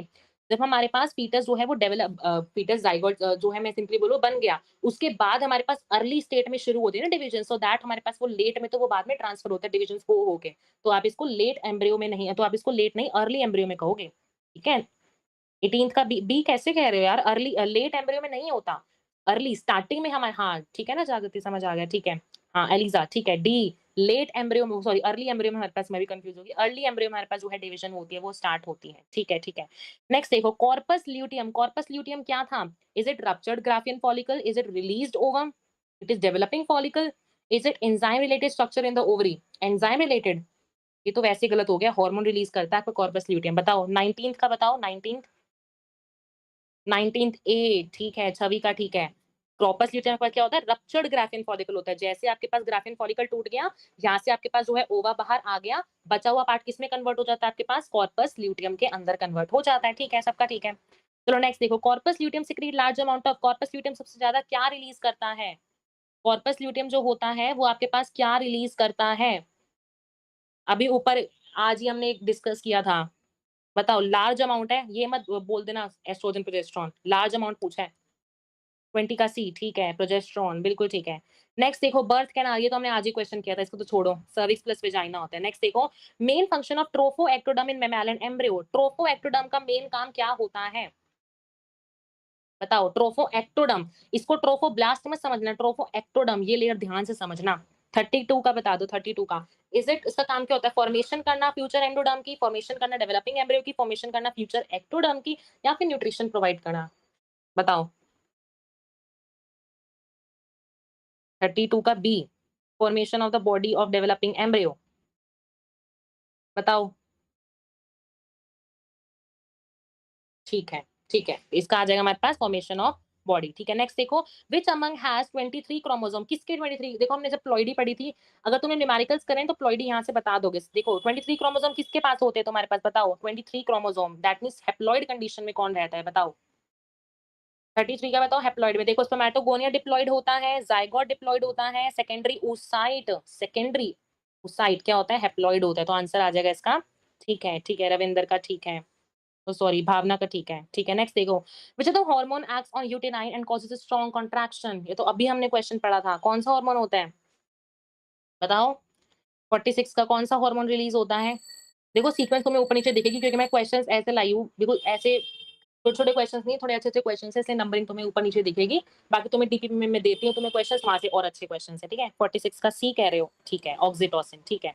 Next, what is the sensitive period of pregnancy? Sensitive period, ये पता है तुम वहां पढ़ोगे अपने, जब तुम रिप्रोडक्टिव हेल्थ वाला चैप्टर पढ़ते हो ना, वहां पे जब हम पढ़ते हैं इंड्यूस अबॉर्शन में, जब हम एमटीपी पढ़ते हैं, वहां पे आता है इसका टॉपिक। ये ना फर्स्ट ट्राइमेस्टर जो होता है ना, सबसे ज्यादा मैं बोलूँ तो सेंसिटिव पीरियड माना जाता है आपके पास प्रेगनेंसी का, ठीक है। चलो ये तुम्हारा आउट ऑफ इस दिस चैप्टर था, कोई बात नहीं। व्हेन डू हेयर्स डेवलप, अभी बताया था हेयर डेवलप कब करते हैं? जिसमें आपको एक और चीज दिखी थी, दो चीजें दिखी थी आपको इस टाइम पे, हेयर भी और आपके पास और क्या हुआ था बताओ? 48 का बताओ, 48 का। और क्या आपके पास हुआ था? आप when to hair developed after, Bhavik B कह रहा है, और बताओ? बी, हाँ, सबका ठीक है, भाविक, छवि, प्रियंका, अंश, ठीक है, सबका ठीक है। नेक्स्ट देखो, secretion of progesterone by corpus luteum is initiated by, secretion जो होती है प्रोजेस्टेरोन की, वो कौन करता है? सो सिक्रीशन जो होती है प्रोजेस्टेरोन की, कॉर्पस ल्यूटियम जो निकालता है, वो कौन लाता है? देखो मैंने तुम्हें एक बात बताई थी, क्या होता है मेरे पास, जब तक एलएच हार्मोन होता है तब तक हमारा जो होता है ना कॉर्पस ल्यूटियम जो होता है वो एक तरह से मेंटेन्ड सिचुएशन में रहता है ना। अब यहाँ पूछ रहे हैं सिक्रीशन जो है प्रोजेस्टेरोन की कॉर्पस ल्यूटियम से, कौन इसको इनिशिएट कराता है? प्रोजेस्टेरोन की सिक्रीशन कौन कराता है? 55 का बी, हाँ, ठीक है। मेंस्ट्रुअल साइकिल मतलब तुम्हें समझ में आ गई अच्छे से, okay. Hormone controlling human menstrual cycle, कौन सा हार्मोन कंट्रोल करता है आपके मेंस्ट्रुअल साइकिल को? कंट्रोल बोला है, ये नहीं पूछा किस वजह से मेंस्ट्रुअल साइकिल होती है, पूछा है कंट्रोल कौन करता है? एस्ट्रोजन, एफएसएच, एलएच और ऑल ऑफ दीज, बताओ? हार्मोन 56 का ए, दोबारा पढ़ो क्वेश्चन को, कह रहे हैं कंट्रोल कौन करता है, दे आर सेइंग कंट्रोल, ठीक है। डोरामी का ठीक है, डी, हाँ, और छवि का ठीक है, डी करते हैं। देखो जागृति, हाँ, ए नहीं आएगा, 56 का बता रहे हो तुम, देखो ए नहीं आएगा। एस्ट्रोजन, यहाँ वो कह रहे हैं कि कंट्रोल कौन करता है तुम्हारे सभी कंट्रोल, यहाँ पे ये नहीं पूछा कि भाई किस वजह से होती है, या फिर मेजर रोल किसका होता है, फिर दो पीक किसकी होती है। कंट्रोल तो सारे काम करते हैं ना, ओवरी के हॉर्मोन्स भी कंट्रोल कर रहे थे बैठ के, और यूट्रस वाला भी हमारे पास काम कर रहा था, तो दोनों पास काम करेंगे ना। ओके जागृति, ठीक है। नेक्स्ट देखो, if a normal menstruating woman menses occur on 5th April, what will be the expected day of ovulation? अगर मान लो उसकी जो मेंसेस है वो हमारी हुई कब है? 5th अप्रैल को है, तो जब नेक्स्ट होने के लिए ओव्यूलेशन होगी, तो ओव्यूलेशन आपके वो कह रहे हैं कौन से डे पे होगी? अप्रोक्सीमेटली यू कैन टेल, बताओ कौन से डे पे होगी? ओव्यूलेशन कब होती है? 14th डे पे, बताओ? बताओ? 14th डे पे होती है, 14th डे पे होती है, 14th अप्रैल, 14th डे पे होती है ना, तो डी, नहीं डी नहीं होगा। 38 का कौन कह रहा है ये? बी, जागृति, प्रियंका, हाँ, ठीक है, जागृति प्रियंका का ठीक है, अलीज़ा का ठीक है, प्राची, ठीक है।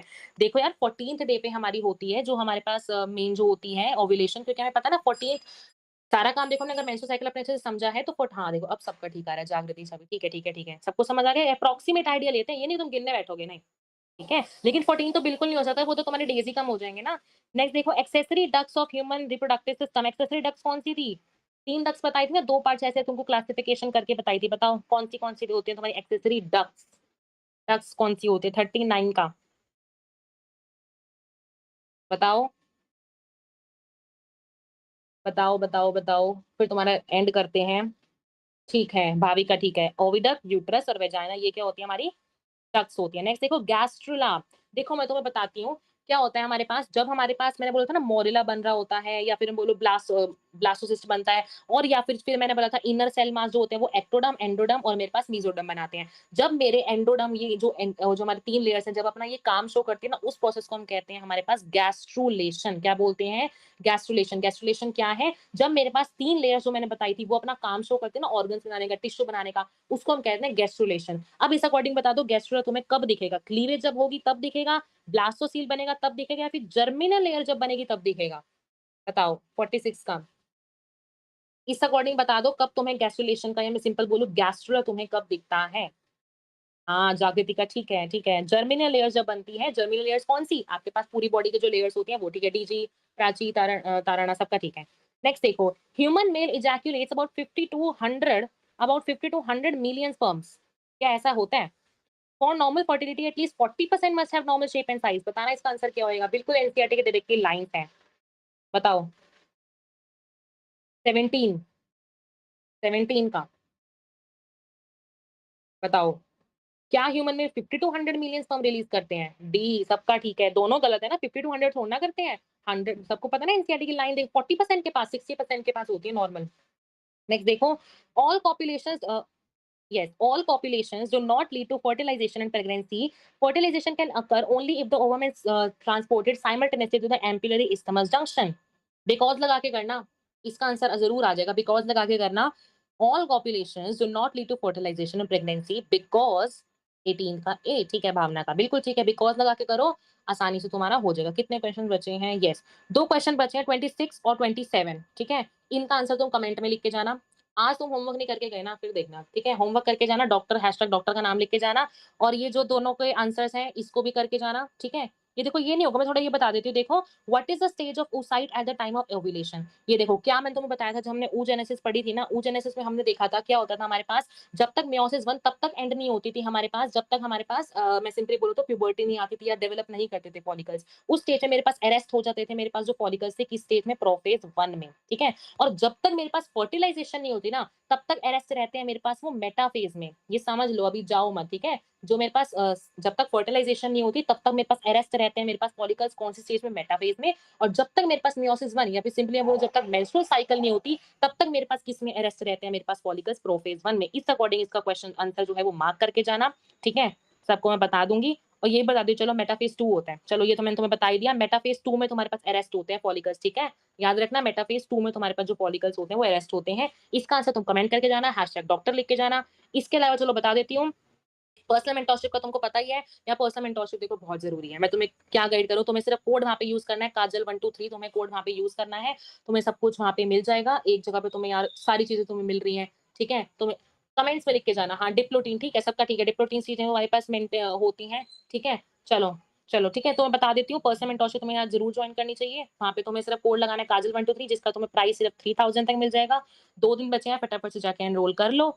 उसके बाद देखो फिर ऑफर आए ना आए, फिर कोई गारंटी नहीं है, ठीक है। तो अपना जाके कर लेना, ठीक है। बहुत ज़रूरत होती है यार तुम्हें, तुम्हारा जो भी बिहेवियर इनर्शिया तुम्हारा बन चुका है ना अभी, कि तुम नहीं पढ़ना, ये हो जाता है, तुम्हें डीमोटिवेशन होती है, तुम्हारा आके कॉन्फिडेंस बढ़ाएँगे वो मेंटोर्स, ठीक है। क्योंकि मेंटोर्स भी कहाँ के हैं? जहाँ पे तुम ज एक्चुअल जाने का ड्रीम देखते हो, ठीक है।